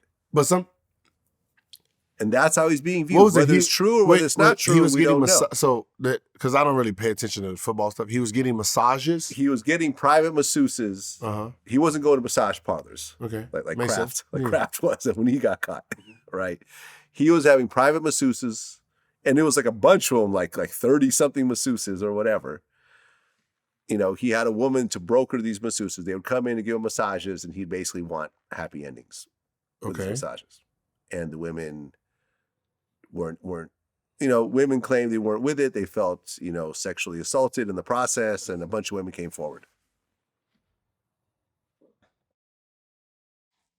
Okay, so he didn't have sex with any of these women? Well, depending on how you describe sex, right? No, sex is a sex. hand job is considered sex in it. So they gave him. So some of those girls gave him hand jobs. I think some did, yeah. He didn't force them to give him hand jobs. He just asked. He asked. One of them said he was a bit aggressive in the way he was asking, but no, there was no he didn't throw them down to the ground and forcibly rape them or anything else like that. But he was asking them things that they felt that they weren't there to do. They were there to give him massages, and he was asking for. See, and that's the difference between that's the between perception and law. Mm-hmm. Law. What did he do wrong, right? Because perception isn't the Me Too movement actually about asking? Right? You remember you need to ask the woman. All right, he asked for a hand job. He asked for some head, and you're still penalizing him for. Well, I mean, what did Roger Sterling do to break the law? He was having a private conversation with his girlfriend, which happened to be recorded, and it came out, and he lost $1 billion team in the process. Mm-hmm. Now, what was he saying repulsive? 100%. But did he do anything illegal? No. So a lot of times breaking the law has nothing to do with these penalties, especially in entertainment and sports. But what I'm saying is when you think about the claim, right? And then you think about what the Me Too movement was asking. You guys are forcing yourselves on us. And then some women's like, you need to ask us our permission. Mm-hmm. So in the middle of us, I'm supposed to ask you, hey, do you want to have sex right now? Right? Mm-hmm. Well, isn't that exactly what he did? He's getting a massage and he's asking. You say no or yes. Well, I think some of it was he was exposing himself, he would drop his robe and expose his genitalia to the woman and stuff like that. Yeah, man, listen, I'm telling you, listen. But this is why I don't pay attention to shit like that. Yeah. When I see stories and then there's a bunch run out and I'm like, I'm not gonna jump on that train because you're in a setting where he's naked already, he's getting a massage. Are you a licensed masseuse? I believe these women were, yeah. All of them? I believe so. That's a lot of women. Shit, he didn't have one fucking favorite? Jesus Christ. He didn't have a favorite? Variety. He went through, I believe, 30 different women. And how many years? I think a year. A year? Yeah, hold on. I actually have. No, wait, no. Hold on. Hold on. I actually have the notes to this. Me and Warren Sapp talked about this. Hold on. That's... Hold on. Let me pull out my notes. Hold on.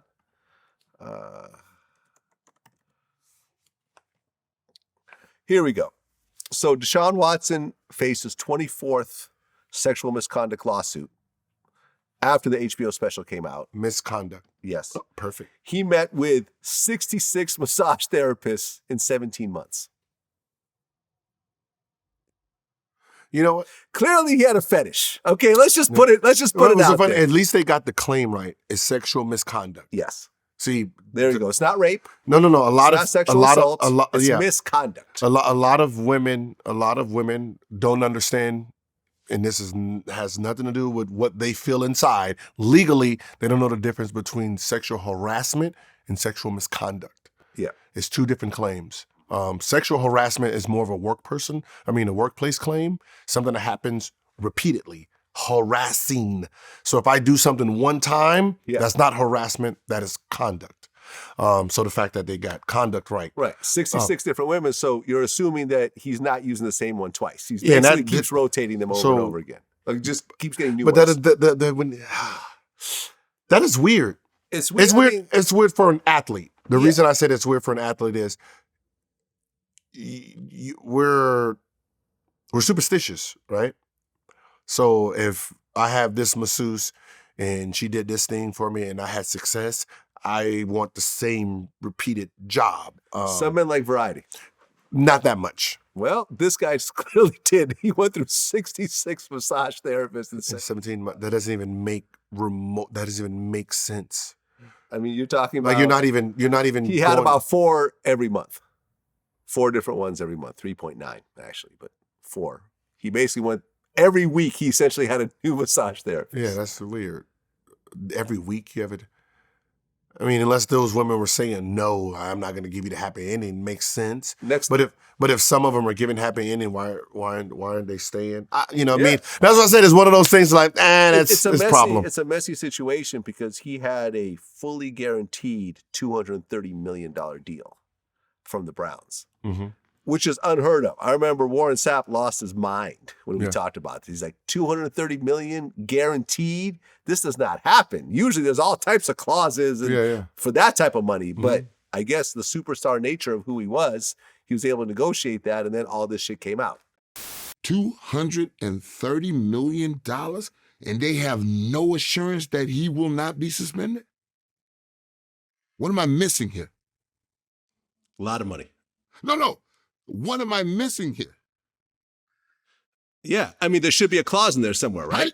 How do you sign up for this and you have no guarantees from him, the league, or nobody involved in this thing? And all of a sudden, it looked like it was dying down again. It looked like we was about to get, he went and met with the league, and now, oh my God, another one? So it's insane. It's crazy. Over massages. Yeah. It's crazy. Like, I've never got a massage and just thought, I want my dick sucked after. It just never crossed my mind. Like, I understand the ideal of happy ending, but if I want a happy ending, I forget the massage. Like, I don't give a shit about the touch. Straight to the happy ending. Just get straight to the like, I'll get a massage from you and then go get some good stuff from her. I don't even, how do I know you're even good? I feel you, man. I don't even know you're good at what you do. Like, you're fucking rubbing muscles out. I go get, I got option 2 right here. Well, Steven Jackson, he called out NBA players who made gangster rap. Did you see that whole thing? What happened? Well, Steven Jackson called out NBA players who make gangster rap. And he didn't name any names, but once you do some digging, Miles Bridges is actually one of them. Cade Cunningham is another one. And, and they have basically drill lyrics in songs they're putting out, which is interesting because if you remember back in the day, Allen Iverson was doing this. I remember me and Iman Shumpert got into like a bit of an argument about this. He was like, no, but Allen wasn't talking about shooting people or whatever. And I went through the lyrics. It's like, no, he was actually talking about shooting people. The whole nine. The NBA came in and said, cut this shit out. Cut this shit out. If you want to do this, go become a full-time rapper. You're not going to be an NBA star and do this. People forget that music is not about us telling y'all this story to get an army of people to go shoot somebody. No. And I guarantee Allen Iverson didn't have a line about shooting somebody. I think he actually did. I think that's the whole point. I think that's the point of him. I've gone back and listened to a lot of that stuff on YouTube, and even though people were saying that, he talks about gangster stuff happening. He talks about liquor. Maybe he himself he not talks talking about weed, but it's like, but I'm saying it damn near made it like, because when they present it, they try to make him sound stupid. This is what I'm getting at. Motherfuckers tried to make it seem like that was stupid. Why would he talk about killing people? I don't think it was stupid at all. I think that he was making the kind of music that he listened to and the type of people he hung around, and I think it was authentic to him. I'm saying that's damn near saying he snitched on himself, saying that he killed somebody, and that's why the league just. I'm just telling you how you just set it up, Vlad. I'm gonna keep it a bean with you. I don't think I set it up that way. I think that hip-hop gang. I mean, listen, I've been a hip hop kid since I get it, but I'm saying he wasn't kicking it like that. If you go and listen to that shit, sometimes he was just telling his environment. But now you got guys doing it. Is that a bit weird considering the NBA umbrella and the code of conduct that you're expected to follow and so forth as someone who used to play for the NBA? Is it weird for a rapper to do gangster rap and they wasn't gangsters? Well, it's not. Well, not really, because there's no. When it comes to that type of thing, the record labels are not like the NBA. They pretty much let you do whatever the hell they want. Just like anybody. There's no code of conduct, for Atlantic Records. Yeah, I mean, when it comes to the NBA rappers rapping about, those type of things, yeah, there's a code of conduct because that's not the brand. So that makes sense. When you listen to, Dame Dollar, it's clean. When Kobe made his rap, when Shaq did his. Exactly. Shaq went platinum, I think. Yeah, that's what I said. That's what you expect from an NBA player. Right. You know what I mean? That's what you expect from NBA players. So, if you're not rapping about that, but when you're talking about rapping, I thought it was more art. When I listen to some of these kids rap, it's art. I don't really believe you out there shooting bombs through people's houses. I've never seen that on the news. Like, you know what I mean? Like, yeah, there's gonna be some real ones. like back in the day, you had your, like, if I wanted to listen to real gangsters rap, it was, the Bloods versus Crips CDs, Damu Riders versus the Crips. Like, you had, like, when I want to listen to the stuff I don't supposed to be listening to, like, oh, this is good, right? And you listen to all that, you're listening to real gangsters, real street dudes rap. There was a lane for that. And then you had the regular rappers who were considered Bloods and Crips. Well, I mean, but look at what's happening today. The whole YSL RICO case. Mm-hmm. Young Thug, Gunna, both, are charged with very serious charges, especially Young Thug. No bond. Mm-hmm. Young Thug had his third bond hearing revoked, denied. So he has to stay in jail until January at the very earliest. YFN Lucci is locked up right now over other gangster type situations. Yeah, you got regular kids. You got regular kids becoming mega stars, now trying to live the life that they're rapping about because they're getting called out. That becomes a problem. Big problem. Like, Young Thug had a lyric that's in his case right now about, he said, I shot at your mother and now he don't mention me. When YFN Lucci's mother got shot before. And now this is part of the RICO case. But did he do it? Well, we don't know. Yeah, I mean, like, we don't know. But if me and you are beefing and your mom got shot, the last thing I want to do is talk about your mom getting shot. Unless I heard it. You can't use lyrics. You can't use because they're trying to make it.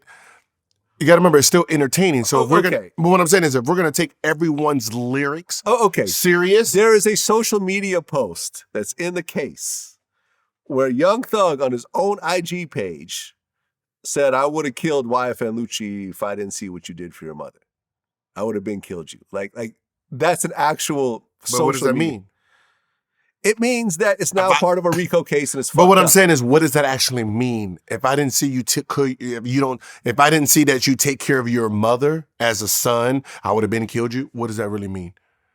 Like, you know what I mean? What does it actually mean? It just means you're a good son. So I'm not going to take away.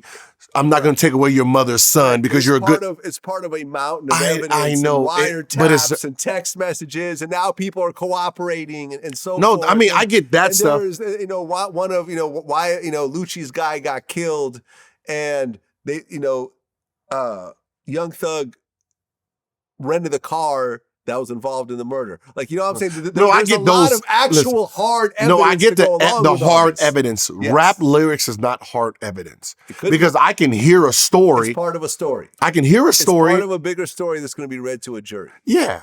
I mean, but it's that's unfortunate. But that's spaghetti thrown on the wall. Yep. That's spaghetti thrown on the wall. That's not real. Some of it's going to stick to that wall. Some's going to. Right. But what I'm saying is, if the wall has a whole bunch of hard evidence to go along with that spaghetti, it's a bad situation. But if I tell you a story, I could have heard that story. If you can't place me to that story, you know what I mean? But that's. But listen, Boosie, who's a regular guest on my show, he was facing a multiple murder trial, and for a day and a half, they played his lyrics to the jury. They do that. They played the whole day of my music. Okay, so they did this to you too. They were playing Boosie songs. They played a whole day, 8 hours of Boosie music. The whole day. Really? Explaining lyrics a whole day. It was a whole day, a whole Tuesday. They played a whole day of my music. That's a real thing. Yeah, but did the lyrics match?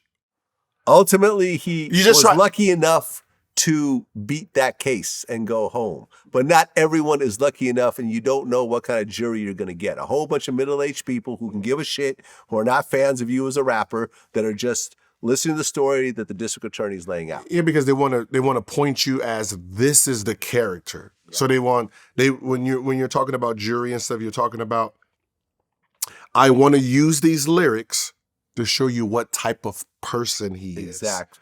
And then, you know what I mean? It's about painting a picture of the person. So when you guys are looking at this evidence, you know what type of person he is. But that's what I'm saying is like now you got these young kids and I'm watching, I'm like, man, why are you guys so angry when you're in a better position than the generations before you? Like I'm talking about when I heard Method Man talk and he said, man, I watch these kids and they got Bugattis and shit. Where the fuck do they get these money from? Right. Because they're in a whole different situation than you guys were. Why are you guys so angry? Who are you guys beefing with? Who is your ops? Like you guys don't have any ops. Most of you guys are not in gangs until you become a rapper. Yeah, it's fucked up. But I think listen, I went through it myself. I remember when I first got a certain amount of energy behind what I was doing, and I had this dude that was rolling with me. He just got out of prison recently. And he was like, yo, Vlad, whatever you need, I got you. And it was you walk different, yeah. Yeah, he's big and muscular. I'm not going to say who it is. But and I remember there was these dudes that made these videos always talking shit about me, whatever. And I was like, man, I hate these fucking dudes. Yo, we run into them. We're going to run up on him. All right, cool, I got you. And we ran up on him. We made him apologize on fucking video. Mm-hmm. And I remember that was such a dumb fucking move that I made because in retrospect, it could have gone so left. Mm-hmm. He grabbed one of the dudes by the shirt and was like, yo, I'm not fucking playing with you right now. And I remember feeling a certain type of way. But then I remember all the industry people found out about it and they got mad at me. People I have people that don't like me to this day over that night. And I remember in retrospect, I'm like, that was so fucking dumb. That was so fucking dumb on my behalf of using, sending someone on a dummy mission essentially to go fuck with someone who I don't like. And I said that, and this was, you got to think, this was 2011 maybe, 11 years ago. To this day, that's never happened again. Whenever I go out my security, my guys know we are not the aggressor in any situation. Only if someone approaches us could a violent situation only occur. But we are not gonna, if there's someone I hate over there, we're just gonna keep our distance. But that's your growth. Yeah. Right? And at your age, that's your growth. Mm-hmm. That's not growth at 19, 20, 21. Yeah, I was in my 30s. So I was in my 30s at that point. So you write a lyric about me and we're both 19, 20 years old, and when I see you, I'm gonna fuck you up. I don't even know what the lyrics is. But you gotta remember, if my mind says I'm gonna fuck you up, what do you think the stupid people around me? Exactly. Right? You gotta remember, it's usually not the artist that really has that aggression, because most of these artists are the fucking 5'4", 5'6", 101. Yeah. Right? They're not really, it's the people that they carry that got all that energy. Yeah, you know what I mean? Trying to show out for the artist because I want to make usually don't have a skill level. The only skill level is hey, you know that dude you don't like, I punched him in the face. Yeah. Take me on tour. Yeah. Take me on tour. Now you're talking about a whole bunch of people after you that you're not even enemies with. Yeah. Your job is like a bodyguard. Your job is to protect him from enemies, not to go create them shits. No, listen, me and Eneli Chapa was going at it on Twitter. We were literally talking shit about each other. He talked some shit about me. I answered, whatever. He called me this, he called me a bitch. I called him a bitch. He called me the police. I called him a snake oil salesman, and he was like, oh, I can't wait to run into you. I'll give you a big hug. And I'm like, you don't have to wait to run into me. You come do an interview face to face whenever you're ready. DJ Academics got us on the phone. We talked about it. We worked it out. He came in. We did an interview. And we gave each other a hug, in real life. It was all cool. See, but I had my security here. I had two cops with guns in the room, my off-duty LAPD guys, because I wasn't taking any chances. But it was actually cool. But he didn't also bring a big entourage with him. He just had his security guy. But you know what I'm saying? If he came 10 deep, something bad might have happened. No, because you can look at certain kids. I can see that nothing was going to happen with him because his growth comes and goes. Mm-hmm.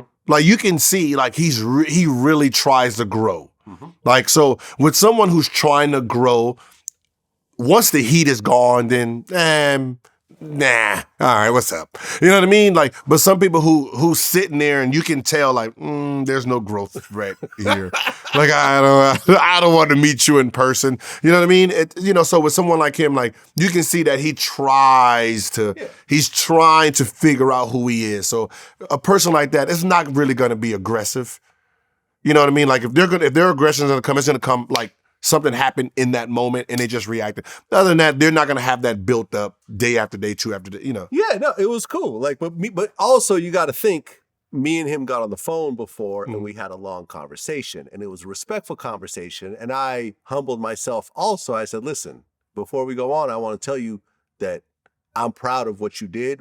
What you pulled off as a teenager is extremely impressive. You're in Europe right now selling out shows. Like regardless of where me and you disagree, there's no way I can't take away what you have accomplished at a young age. And then we went ahead and he's like, yo, man, I respect what you've done. Like, yo, you built your media empire, whatever. And then we had a conversation before it actually happened.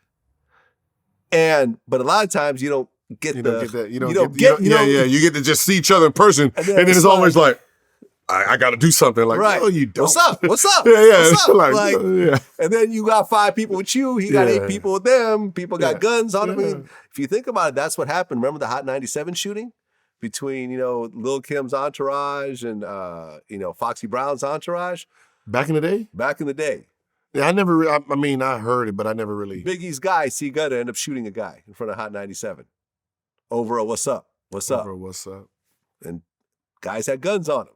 Yes. And it was over Lil Kim dissing Foxy and Foxy dissing Lil Kim. It was just typical rap beef. But when the two crews ran into each other, both crews, and like I said, I interviewed C. Gutta. He went to prison for this. But he ended up pulling out a fucking AK or something, ended up spraying the fucking street. Like, you don't even like that's always been my issue with just people themselves. If me and you have a beef, it's me and you. I have 4 friends, you have 4 friends. But we have the beef. You motherfucking grown-ass men don't have no problems with him. Y'all stay where y'all are. Like, the fact that grown men are fighting for other grown men that they do not have issues with. Right. Like, he is not your problem. So when you see him, that's not your issue. You call me and say, yo, Vlad's over here, come up. Then I'll come up and address Vlad. I don't want y'all sitting there trying to jump Vlad. How the fuck that's like, that is not your problem. That's my personal problem with here. My personal problem don't become y'all's. Mm-hmm. That's some kid shit. Yeah, these are grown men you're talking about. Grown men. He was probably in his late 30s, 40s, probably when it happened. Pulled out a gun and started shooting in front of Hot 97. Shooting at some people he don't even have beef with. He doesn't even know. Don't even know. Yep. Just my crew is angry at you. But that's the same thing with, gangbanging. Mm-hmm. What street you live on? I live on here. Oh, yeah, we beef with y'all. Who's y'all? You beef with the whole block? Everybody who lives on the block that no one even owns the houses. Like I didn't. Where's the contract? Where's my name at? You don't even know my name. How you just automatically and that's the shit that goes to my brain. Like, yep. People used to in high school. People used to be mad at me and stuff like that. Why you ain't riding with us? I don't have no problem with them. Like shit, we got a class together, bro. He helps me with my homework. Why am I gonna fight him? Get the fuck out of here. It's stupid. Did you see the video of Marshawn Lynch getting arrested for DUI? Yeah. Oh, that was sad. They pulled him over. He was asleep, right? I think so, but one of the wheels, like the car didn't even have a tire on one of the wheels. And the other one I think was flat. So did he get in an accident before? No, I think the car was just fucked up. And they pulled him out of the car. He's just driving that's not much. Well, he was extremely drunk in a vehicle. It was just sad to see Marshawn Lynch get dragged out of the car. Yeah. I didn't like that. And everything. Like, especially him. Like, he's the coolest dude ever. He's the coolest dude, right? Like, but I when I read it, I thought it looked like he got in an accident. And he just pulled over to the side. The car was fucked up. Yeah, it wasn't one of those things where he was just driving a fucked up car. Because I don't know nobody's gonna drive. I think he was so drunk tire. That he probably fucked the car up while he was driving, and then at one point just pulled over, and then the cops came and got him. Yeah. Was he still drunk when they pulled him over? Yes. Oh. Yeah. They did the whole thing. You didn't see the mugshot? No, I That was seen not a the- sober yeah, man in yeah, that yeah. mugshot. He was asleep. It's fucked up, man. Because, I mean, the rule is as long as you're behind the wheel and the key is in the ignition, how does that work? What is the actual law? I guess this is what the lawyers are going to hash out. I'm sure he's going to get a very top-notch lawyer that's going to argue every little Because piece. if he's I mean he's drunk, right? But if the key's not in ignition, then he's not drinking and driving. I guess we'll right? see. I think that's the rule. I guess we'll see. Yep. I mean, he might get off. Maybe if they can't prove that he was, but then again, there's cameras and everything else like that. So if they see that he's driving, let's just say 15 minutes before the cops pulled up, and he's drunk at the time that they get him, then they can prove that he was drunk 15 minutes before, right? I don't know. But as I said, but those would be the loopholes. Because I know like the guy who got killed in Atlanta, who was at Wendy's, he was drunk in line. Remember he was but because he has the keys in a car, that's how they get him for DUI. If you're just in a car and the keys are not in ignition, they can't get you for DUI, I think. I'm not, Well, so it hopefully depends, he gets off. Listen, that's what court is for, right? Yeah, this is what lawyers are for. Yeah. Adrian Broner, he pulled out of his fight with Omar Figueroa Jr. because of mental health struggles. Omar said, "You don't get to cry mental health now." A lot of people are now in professional sports are not competing and they're using mental health as an excuse. During your day, that was not a thing. You had to have a physical injury to not play. And it has to be confirmed by the team doctor, right? Yeah. In my era, you didn't want to show mental weakness. Because mental weakness means you're soft. If you're soft, we're coming. It's a long night, right? That's like, so when you're playing in sports, just sports period, you got to remember it's all apex predators, right? And we're trying to figure out everyone's weakness. What is your weakness? So when we hear something, read something, like we hear a story about you, like we're sitting here trying to poke holes. So I remember when Isaiah Thomas, right? He was with the Wizards and he was in Philly and it was the ice cream cone thing, right? And someone said, Isaiah Thomas, F you. And he went in the stands. And I was like, ooh, you're going to get killed on the road. Every fan from every city is going to yell out, fuck you. And they're going to yell out everything in their power to get under your skin. If they know they can get under your skin, they're going to do it. What made Michael Jordan, Kobe, what makes LeBron great is when you attack them, they turn up. Right? Think about when we look in history about those great men, when they went into those environments and people got the poking and they turn up, there was no mental weakness. If I say something to you and your head goes down, oh, you're soft. Yeah, I mean, I interviewed Gary Payton. That was one of his weapons. Yeah. One of his weapons was to trash talk you to the point where he could potentially break you. I mean, he even talked about how Lamar Odom, when he played him, when Lamar was young, he was like, yeah, I'm going to fuck your mother, blah, blah, fuck your mom, this, that, and the third. After the game, one of the guys came out and was like, yo, Lamar wants to talk to you. His mother just died. And Gary was like, oh, I didn't know that. I'm going to apologize to him. But he got in his head, regardless of what tactics he, you could frown on those tactics, but he got in that man's head and probably caused him to lose the game. Well, and I'm surprised that Gary Payton went to apologize. It must have been older Gary Payton. Kevin Garnett wouldn't have. He would have used that shit the next game and the next game and the next game. But see, you see the difference. You see why having mental anything in sports is like, because the ruthless is going to use it. Yeah, I don't get it, man. At the end of the day, ruthless is going to use it. This mental health thing, I understand. It's a buzzword now and hashtag mental health and so forth. We all get sad. We all get bullied in our own way. We all go through hardships. Go through ups and downs. Like, we got ups and downs. Life, you're guaranteed to go through pain in your life. It's a 100% guarantee. Yeah. It's 100%. Just like you're going to die one day, you're going to go through a bunch of bad things, heartache, loss, health issues, probably, whatever.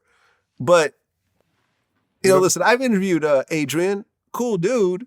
He's a little crazy, and it doesn't completely surprise me that he's pulling out of a fight with mental health reasons. You don't think Jordan had mental issues when his dad got killed? Yeah. You don't think well, he did leave the NBA shortly afterwards. Let's for baseball? It wasn't just for baseball. You don't know the whole story? No, no. I know the story, but I'm saying he went to baseball. He did go to another sport, so it's not like he didn't really go to another sport. It didn't, but he didn't playing little league, essentially baseball. I know, but what I'm saying is not like he just that. disappeared and just used mental. Like he didn't leave because he wanted to. Yeah. You know what I mean? He didn't because he wanted to. So, it's just like when things happen, when Kobe was going through his thing, he didn't use, I can't take this. I need to sit out some games. Fuck no. Fuck no. Who's over there talking shit? That's what I'm saying. I dare one of y'all to mention something so I can give you 40. I dare you. I dare you to mention Colorado. Just say C. Say the letter C. Just say the letter C, and I'm going to give you buckets. Would. Yeah, but that's the. Got to remember, if I'm mentally soft and I have to deal with him, he eats me alive. He eats me alive. Like when you say, like as an athlete, you got to be careful what you say because someone's watching. When I took my monies, when the bubble happened, in the NBA, and Patrick Beverly said, I don't want to go, right? And I'm like, ooh, okay, I see some, there's a chink in the armor in the Clippers over there. And then Paul George said, I'm not really, feeling the bubble, can't talk to my friends and all that family. Clippers can't win. Just those two people. I said those two. So that means they might have discussions talking about how they're not feeling this bubble. That means they're mentally not there. That's a chink in the armor. Remember the whole Kevin Garnett? I mean, you just mentioned him and Carmelo. Remember he got under his skin. Yeah. Then you mentioned something like about Lala to the point where Carmelo, didn't he try to run up in their locker room? Yeah, try to get but you didn't hear Carmelo talking about, I'm mentally. No, I got to handle this because you got to remember, if he lets Kevin Garnett get away with that, what do you think Kevin Garnett's going to do? Every game. Yeah. Every game. Yeah. Like look how mentally strong he made Joakim Noah. That became a rival. All because Kim Noah showed weakness as a rookie. Hey, that's all he said. Hey, I just want to work out with you. Oh, he's a fanboy. Man, fuck you. That's how their beef started. And Kim Noah was like, oh, fuck me, fuck you.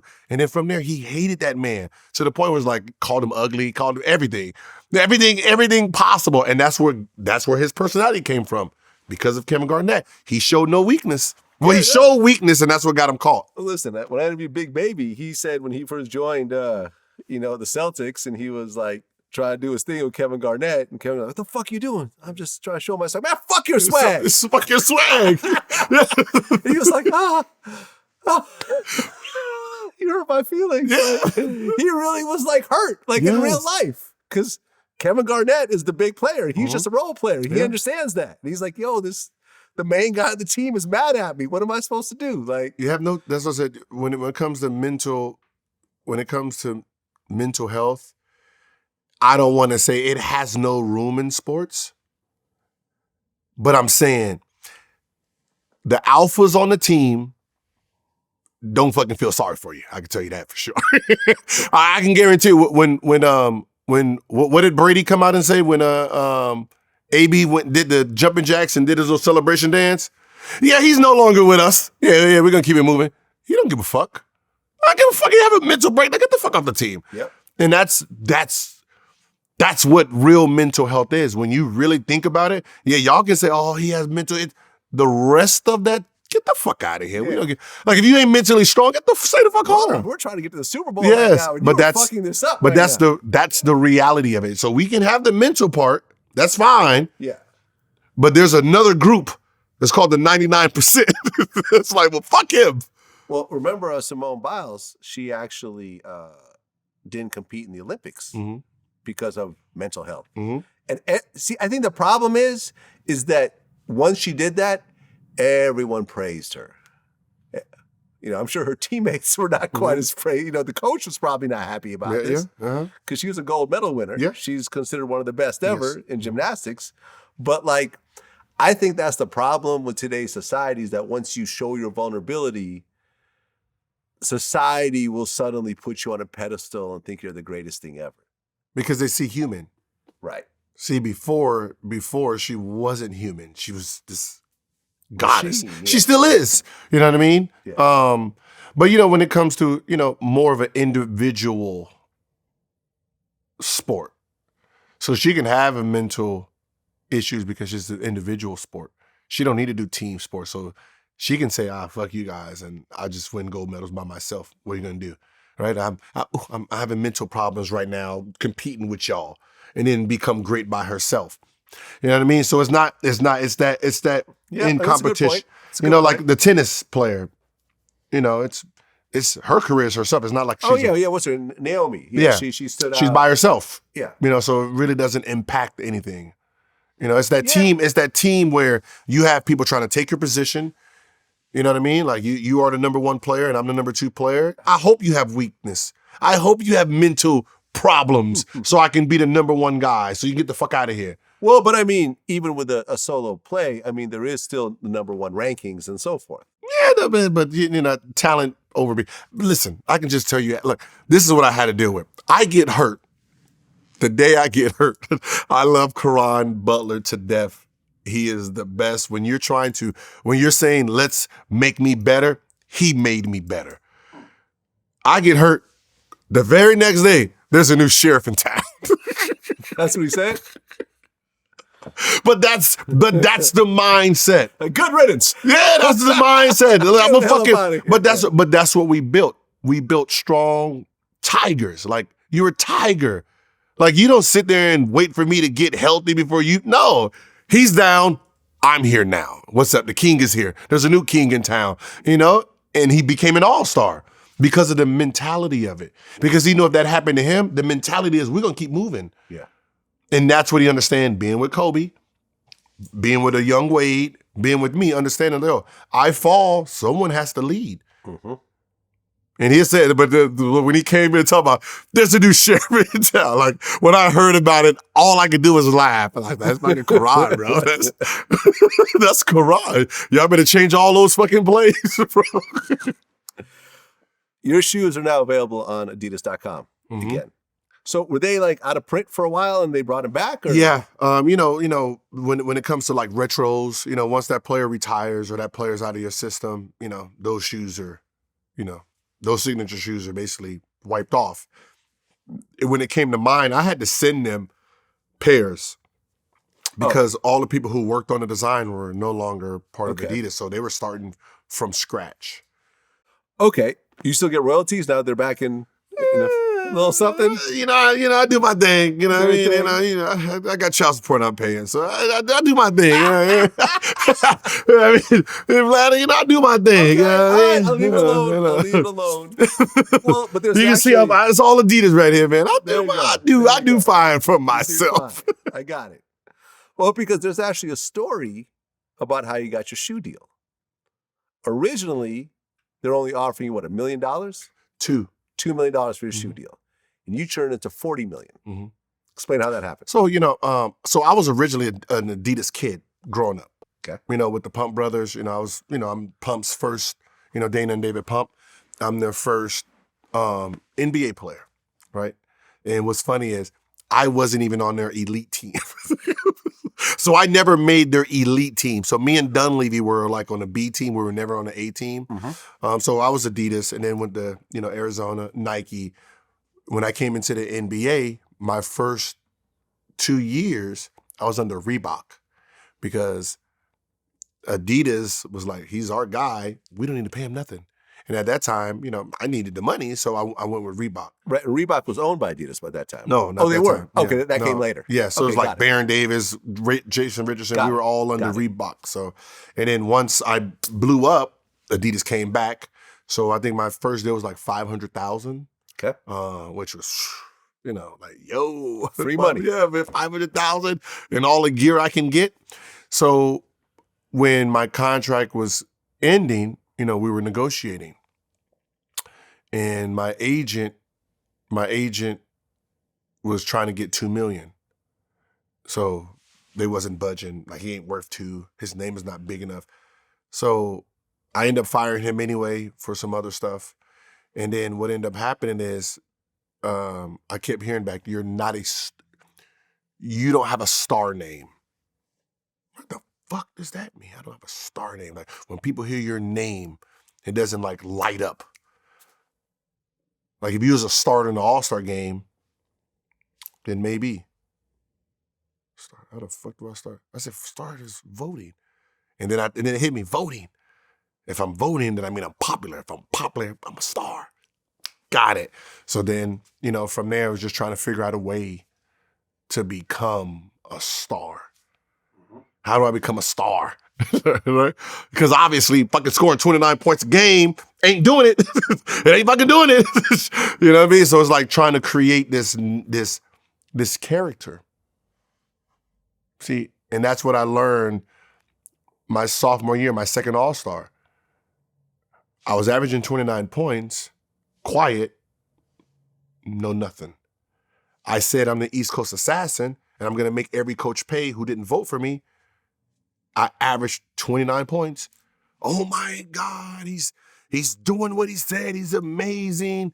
Second team All NBA. Like, I wasn't even on the All-Star. It was just top 24. Now I'm top 10. Right? So then I realized words are more important than your actual actions. Mm-hmm. Right? So that's when Agent Zero started. The brash, shit-talking person. So from there, it's just trying to figure out how to bring all this notoriety around my name. And, my birthday was coming up, 25th birthday party. And I'm like, it gotta be big. And then that's when, the ideal of doing a big 25th birthday party, all exclusive, invite only, bash. Right. And everyone showed up to that. Everyone in their mouth. I flew, listen. Who was there? To be honest, I don't know. Who do you think was I can there? tell you what I did though. Okay. I with Black Card, I bought out 2 Four Seasons, all the rooms, and then I did a deal the with entire hotel? Yes, the entire hotel, Wait. every room. I've stayed at the Four Seasons quite a bit. Number one, it's a very expensive hotel. It's a 5-star hotel. I was just there in Paris recently. I spent $1 million just on the hotel. Okay. That was going to be my next question. You it's spent just $1 million buying the out the hotel. entire 2 hotels. 2 hotels. Sheesh. Okay. And then I did a deal with JetBlue to make JetBlue private. So they had flight times where it was So you private. bought out planes. Yeah. How much did that cost? So I spent about 2.5 Altogether, $1 million on the hotel, then 1.5 on the flights and everything else. Yeah. Okay. Yeah. 2.5 So it came out about 2.5, but so basically all the flights from LA, there were certain times like 6:30, 8:30, where it became private. So I couldn't, because so it can fit more people. So all the people you invited to the party could just jump on this JetBlue JetBlue. private flight. Yeah. That's dope. So basically I brought LA, New York, Miami to DC. Right. And then then once people found out about it, everyone wanted to get in Everybody on it. wanted to so get then in. people were And- flying themselves out. And, Yeah. And then there was this big old who's of everything. Right. And what happened after that? then what ended up happening is because of the party, everybody's talking about it. Voting's kicking in, all of voting. And then Adidas is running their Vote for Gilbert campaign. Washington Wizards is running their Vote for Gilbert campaign. All the schools is like, he's a god. So they're in classes doing, like there was like periods where the teachers is like filling out ballots. Wow. I was probably 400,000 or 500,000 votes away from Vince Carter. I beat him by 100,000. While his mother was running a vote for Carter campaign.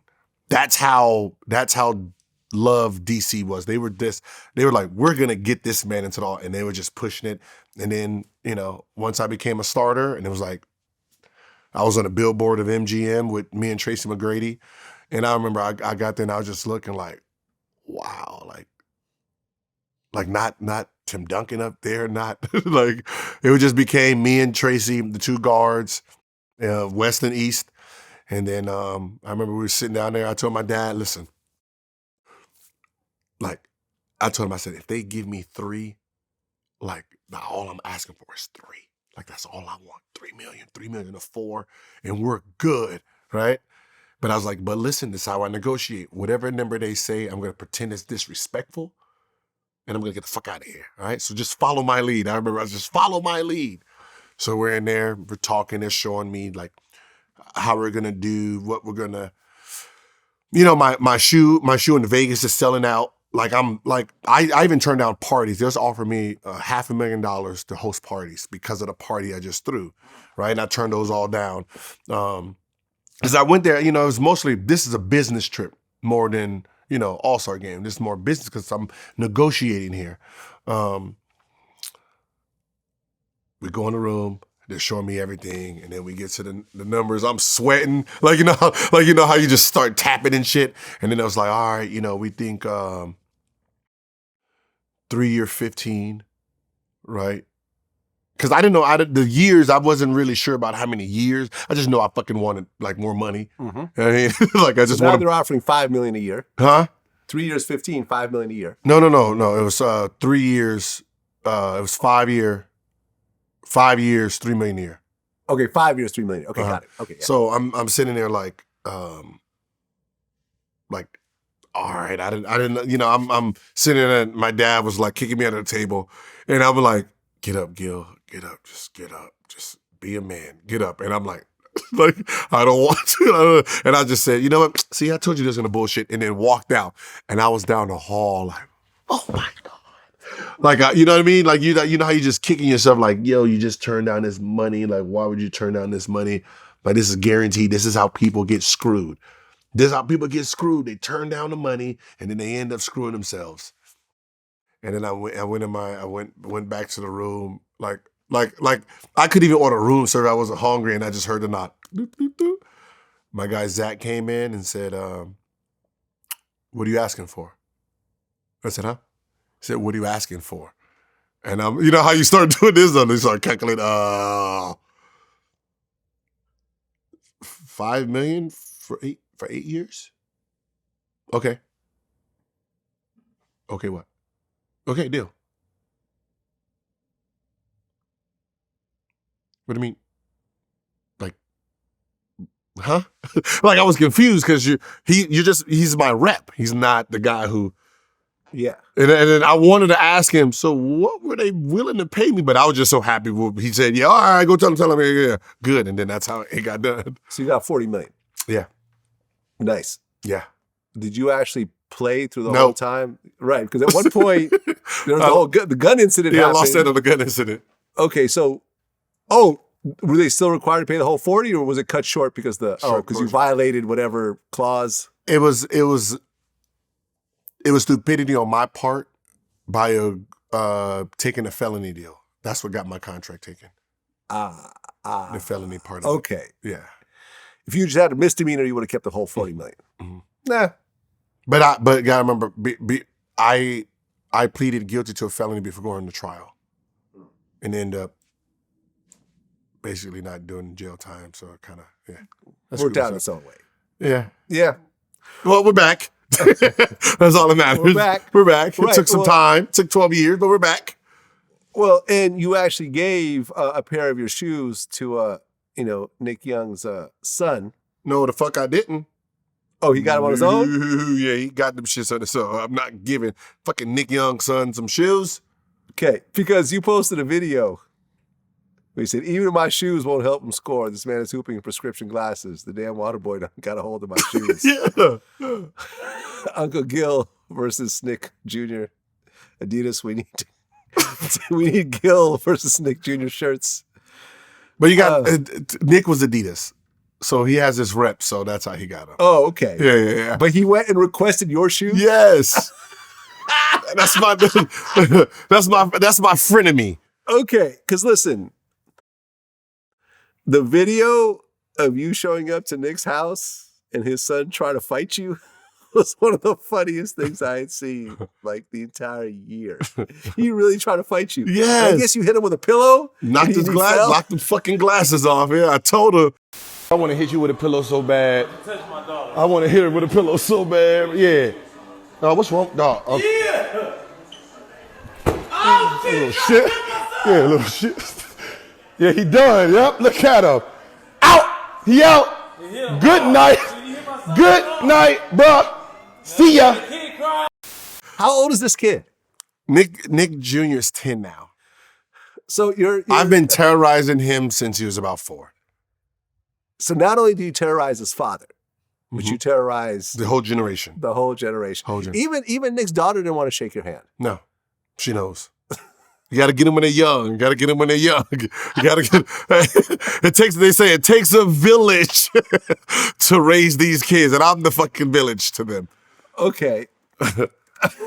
How does Nick feel when you attack his kids as well? It's whatever. He beats on my kids, but my kids. He does? Yeah, he try, but they're older now. Okay. So it don't work. It don't work. But his is bad. Like little Nick Jr. is bad. Like, but only with Nick. Or if I catch Nick Jr. by himself with his mom, oh nah. He's good. He's a good boy. Hey, how you doing, Uncle Gil? Hope you're having a good day, Uncle Gil. Yeah. Like it's like I can't even terrorize him when he's with his mother because he's so nice. Like he's like a little like, hey, how you doing, Uncle Gil? Yeah, I seen your game. Nice to meet you. Oh, have a nice day. Get around his dad. Oh my God. Fuck you. You ain't shit. Like, when you hit it with that pillow though. Yo, this grown man just hit a 10-year-old with a pillow and knocked his glasses off. And everyone's okay with it. Like, this is so crazy. And it's on social media on top of it. This is not some video that leaked out. Like, y'all are posting this. That's what makes it funny. That's what makes it funny. You know what? I think that's because I think people understood our relationship. See, and that's what is weird with our generation, just society itself. If this is any other person, you hit a kid in his glasses and making him cry, and you're barking at a little daughter like that you are a bad man. But the fact that me and him are friends, and these are my little, I'm the godfather of them, and I've been terrorizing them from the beginning. It's okay. Gil's being Gil. Well, the father's there also. Yeah. Right? It's not like babysitting him by yourself. And oh, I can't wait to get that. Oh man, I get a hold of that. Oh, man. You leave me with him for like fucking 1 hour. Duct taped. Do you guys ever talk I can't wait to duct tape them. Huh? You're actually going to duct tape them? Duct tape them? Oh yeah, for social media? You're going to duct tape these kids. Closet. Put your iPad. And when Nick calls, hey, how's the kids? They're doing fine. They're amazing. Tape them to the door. Like the shit I see on Jackass. I just want to tape little Nick to the door. Just... But that's what I said. His father is. We're both like that. Yeah. We're both goofy like that. Okay. Like there's videos because we've been on live so many. Like when we had the big water fight, like when I was with Washington, and I was sleeping, and him and Andre Bloch decided that they were gonna break into my house and paintball me to death. And the cameras caught it. The cameras caught him like, what was that? And then I'm looking at the cameras like, oh my God, they're really trying to turn off all the lights, loaded up the paintball gun, and let him have it. It was a point where Nick's back was messed up. Like he had the big warts and for about a few years. You can just see the scar. Like he had to get a whole back tattoo to cover up all those scars. What? Mm-hmm. That's the story behind his back tattoo. I let that man have it. Sheesh. He went by me, and it was like close up, like I wouldn't stop. You had the the automatic. fuck out of my house. Yeah, I tried to shoot his mom. I mean, wouldn't it be, considering they know how many actual real guns you have in the house, don't you think they'd be a little worried about breaking into your house and accidentally getting shot in real life? No, we don't think about stuff. No? one thinks Okay. about stuff All like right. that. I would think about We're just that being. shit. I would think about that. Accidentally getting As shot. adults, yeah, not kids, not 20-year-old kids. You know. Do you ever talk about Nick's ex, Which one? Iggy Azalea, and how things worked out for her? She got pregnant by Playboy Cardi, and No, we never. things didn't really work out too well. No, we never talk. They're fighting with each other over social media about how he doesn't see his son and all that type of shit. No, we never. Like that was my running joke for like the first couple years, and then eventually, you know, once she moved on, and it's like yeah. It was a soft spot for a while. For a while. Yeah. Okay. Well, and now Nick Young is fighting Blueface. Yeah. How do you see that working out? Man, he about to knock Blueface out, man. I would agree. Only If I were reason, to bet money on that fight, I would definitely put my money on Nick Young. one, he's you got to remember, Nick Young is 6'7", 230, 240. Okay. Blueface is all of what, 160, 65? So it's really, Blueface is like 6'2", I think. yeah. But he's thin. He's on that thin Well, no, side. it's actually like 6'4". But he's thin. He's very thin. Yeah, and that's the problem because like every punch Blueface hits, it has a crisp but doesn't have power. Yeah, but Blueface been sparring with Krishan Rock this whole time. So That's- I'm saying like That's what's up. Weight is a factor. Like weight is a factor when it comes to fighting. Like when people talk about Nate Robinson and Paul and Jake Paul, they're not saying Jake Paul is a mountain of a guy over. He's a heavyweight. Like Jake Paul is a person who's supposed to have been fighting Mike Tyson, Roy Jones Jr., not somebody who's 5'8", 195 at best. So that weight is a big difference. And, Nick has been sparring for about a year now. So, no matter how, how good Blueface is, your punches are not going to come with the same weight as Nick's. Well, I mean, you saw Logan Paul fight Mayweather. You saw what happened there. But then again, Mayweather's considered the best ever. But you see how like he's throwing it with power. If that was anybody else besides Mayweather, he would have knocked that person out. Possibly, yeah. But I don't think it was designed for Mayweather to get knocked out. Those little baby hits in the. I don't even want to say baby hits because they would have hurt me. There was that video that went viral recently where a man shows up to his baby mother's house with McDonald's for his kid. She had, I think, 3 other kids from other men, and she cussed him out because he wouldn't bring food for the other kids. There's been a big debate over this. Like, me personally, I feel it was fucked up to just bring food on his part to bring food for one kid. Boosie agreed with me. He felt like he was doing it on purpose to mess with her, because he understands what happens when you put McDonald's in a house full of kids and only one of them has it. But what's interesting is that we did an interview, Shirley Jew, who does interviews for us, interviewed Fredro Starr, and he had a slightly different answer to this whole thing. Have you heard of this yet? No. Let me play it for you. Woman with 4 baby fathers scolds him because he bought food for his kid and not the other 3 kids. Oh my God. Did you see that video go viral? Them other kids gonna starve. Fuck that. I ain't buying food for no other fucking kids. You gotta be kidding me. Are you serious? Fuck that. It's I'ma tell my McDonald's. nigga, It's McDonald's. This is the fucking. That's a dollar menu, This is Fredro. what, so fucking what? What look like? Where they father at? Or is they father buy my kid food? Listen, this is the mistake. You don't go to the door and say, here's food, and knowing them other fucking gremlin motherfuckers ain't got no food. Right. What he should have said was, yo, tell my little nigga to meet me outside in the motherfucking foreign, nigga. And sit in the seat and eat his McDonald's and listen to some real hip hop, nigga. That's what's supposed to happen. You eat your food, you build with your son in the car, he go there with a little tartar sauce on his mouth, whatever, ketchup. And that's that. They don't see nothing. You ain't eating in front of them. Because you're not supposed to eat in front of people's face. That's just not cool. But feeding other, what, huh? Are you crazy? Fuck that. For the record, even though this is on VladTV, and shout out to Fredro, who's a regular guest now, I completely disagree with Fredro when it comes to this. Listen, it's simple. It is simple. Okay. What is your relationship with the other kids? That's all it really is. So when you're talking about people's opinion, it's off of how they view someone else's kids. Like, so if, you know, the mother of my children have other kids and I have a relationship with those other kids, then yes, if I'm bringing my child something, I'm ordering something for them too. I'm going to ask it. Y'all. Whether you have a relationship with those other kids, those kids are your kids' brothers and sisters. Uh-huh. And they're living in the same house. So clearly they have a relationship with each other. Right? Yes. Uh-huh. Okay.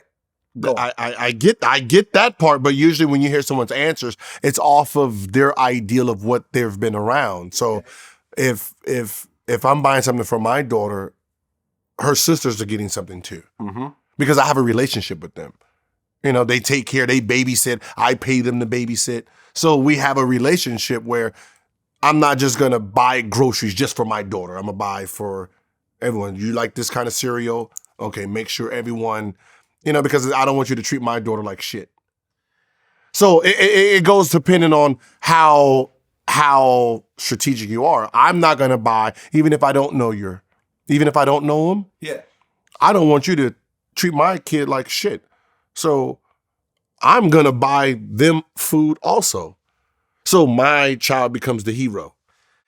I just don't see, listen, if you don't know the kids, if you're not cool with their mother, if you're not cool with the kids' fathers, it kind of doesn't have anything to do with those kids, man. You got, but I can't let kids just go hungry when I know I have money in my pocket. But you don't know if they, but you know, the question wasn't, are they hungry, right? You got to remember, if he's bringing them food, then you already knew he was going to get food. Like, we're not looking at that part. You know he's going to get food, so did you put an order in? Now, if you put an order in and he said, fuck no, then that's a whole nother discussion. But he's coming in with McDonald's knowing... For one kid. But you knew... In a house full of kids. But I'm saying, but you knew he was going to get food. I'm not sure about the backstory. Because you got to remember, she's starting the video off saying, look, this motherfucker's bringing McDonald's just for his child. So you knew he was getting food. Right. So, you know what I mean? It's like, what is the play here? Is this real? Is this fake? Because if you knew he was going to McDonald's, because he must have told you, yeah, I'm about to go pick up McDonald's, then that's when you say, hey, if you're going to pick up McDonald's for one, you better pick him up for the other ones. Then that's when he would have said, well, fuck it, I ain't picking up for nobody. So the fact that he brung it seemed more staged to me. Because no man, I don't know, man. Because no man is going to do that. No man is going to put his child in a situation. Except for Fredro Starr. No, what I'm saying is, but that's what he says for. And the thing that kills But he me, says that for here. But you hear what he said? I'll have my son come in a car. Yeah, but still. So then you have one kid that comes out that just ate. Oh, but that happens. I just wouldn't do it. He's out in the foreign. Like, no. Foreign, you can afford $1, man. No. That's false, because when fathers go pick up their child to go take them out to eat, right, it's just the one child. Correct. I'm gonna take you out. We're gonna spend it. So you do it anyway. But you don't. The other three don't jump in the car with them. But when you're throwing that child, I see what you're saying. Like, I see when you go to your father. You're going to your father. What are you doing with your father? You're going to enjoy the fucking... Yeah, no, I see. So it happens. I've never seen a man do that. That's why I thought it was staged. Because that man wouldn't have brung his child food. He would have usually have that, because I don't want my child to be bullied. Because my child's sitting there eating McDonald's while 3 other kids are not. My child's getting bullied. He's getting fucked up. You know what I mean? My child's going to get beat up by the other 3. Nope. A smart man understands that. You know what I mean? You have 4 tigers, 1 eating, them other 3 are like, fuck that. You know what I mean? So I looked at it as like, that's one of those staged ones just for drama. But, since we're going to be entertaining, we might as well answer it. I would have. Yeah. That's what I said, because I know I don't want my child to be picked on. Fair enough. One of our YouTube members, James Wilson, brought up an interesting story. Was there a story about you flipping a coin about going to the Clippers or the Wizards? Mm-hmm. Tell me about the story. Okay, so when I went to the Wizards, right, I've never had a migraine ever in my life before. Going there, I was like, it's like, God, give me a sign if you don't want me to come here, right? Migraine. Just like all lights started hurting me. Like I didn't know what the hell that was. It was just the whole ride, 5 hours, right? Just migraine. Talking Mr. A-Pole and we're doing all that. So I was like, all right, let me flip a coin. It's Clippers or Wizards. It landed on the Clippers. Out of the 10 times, it landed on the Clippers like 7 or 8. Right. And I'm like, go against the grain. Migraine means don't go here. The coin says don't go here. Okay. Go there. So I go against the grain. Okay. So whatever the signs said, I went the other way. In hindsight, do you think you made the right decision? So if you went to the Clippers, what would have happened, do you think? I don't think I would have became who I was destined to be as a player. No matter if I got hurt or not, my trajectory as a player, I don't think, because the Clippers didn't have, they didn't have an atmosphere for success. And what I mean by this, they didn't have their own practice gym. They don't have their own arena, right? So that is very important to someone who's trying to get better in life, right? When I can't sleep 11, 2 in the morning, 3 in the morning, I go to the gym. So I lived in DC, which is 40-something minutes away, and I'm having restless nights. I'll drive to the gym, even if I get 4 or 5 shots up before I get tired. I got 4 or 5 shots, right? And that happens sometimes. I'll drive because I can't sleep, get there, get in the gym, get prepared and do all that, stretch, 4 shots, and I'm fucking about to fall asleep, right?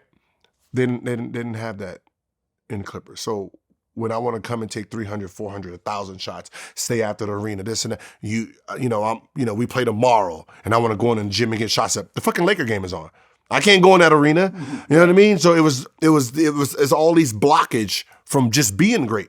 So when you look at the Clippers' greatness back then, there was no way they were going to be great. Well, yeah, weren't the Clippers considered sort of like the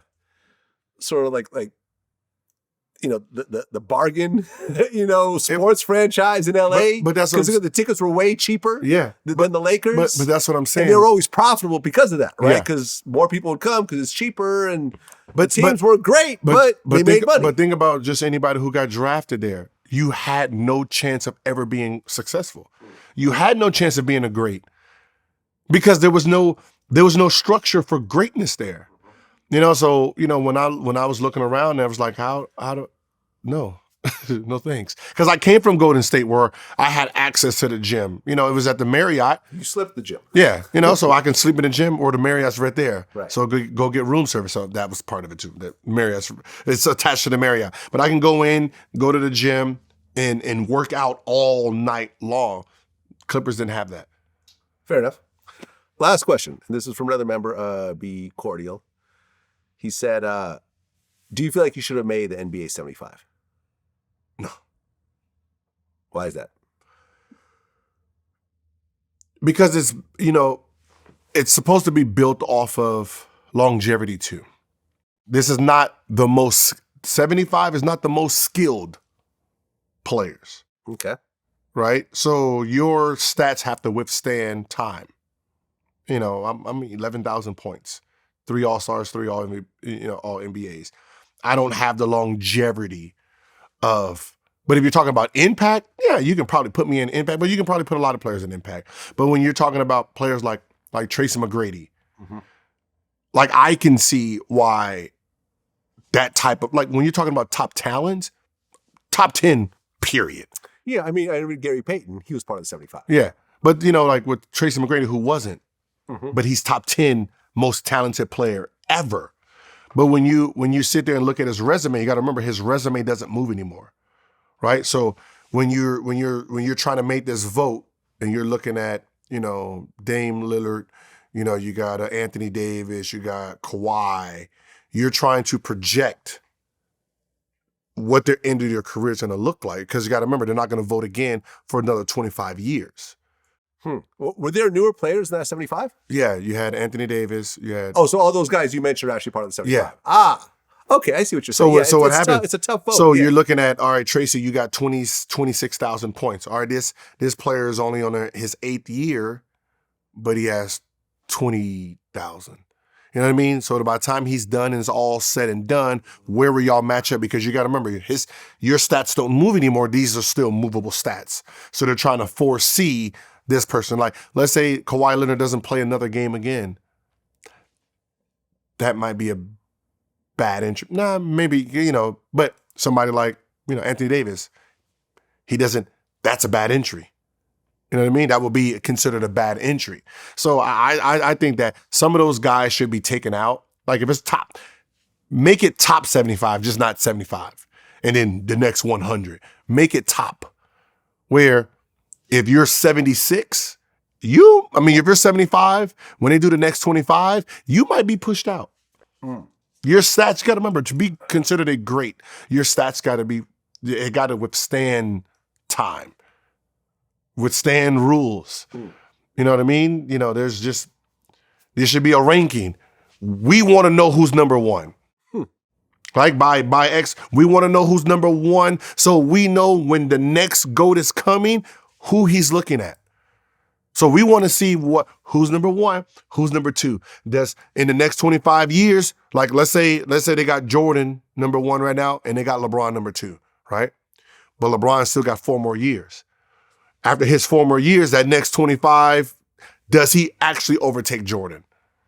Like that's something we want to see. When they do the new list and they be like, all right, well, LeBron had another 8 years after and he has all these points and all these, he's number one now.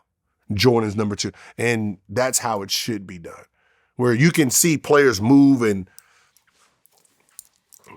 that's the way I would love to see it. I feel you. I mean, that's very big of you to actually say, I understand why I'm not on the list. Oh, yeah, no. Some people be like, no, fuck that shit. Yeah, I was like, when people ask me, like, yeah, hell. Fuck no. Like if Clay didn't make it, Clay's so fucking far in front of me when it comes to that list, like, shit. Oh, and Clay didn't make the list either? No. Okay. But which is, I'm surprised, because when it comes to trajectory, he should have been part of that trajectory push. But Steph is on the list. Yeah. But I mean, when it comes to Clay, you're talking about, I mean, even though he's like, I think he's like 2-time all NBA player, but when you're talking about like, when he's done, he's probably going to be in a 26-something now. Like, I mean, he got 4 championships now? Mm-hmm. Yeah, he got 4. I mean, yeah. In this era? Yep. That's what it is. Gilbert Arenas. Always a pleasure when you come in. Your website, your YouTube channel. One more time. No Chill Arenas. No Chill Arenas. We're going to have a link. You know what I mean? So you can go check it out. Always post a bunch of crazy content. And so forth. Till next time. Peace. Peace.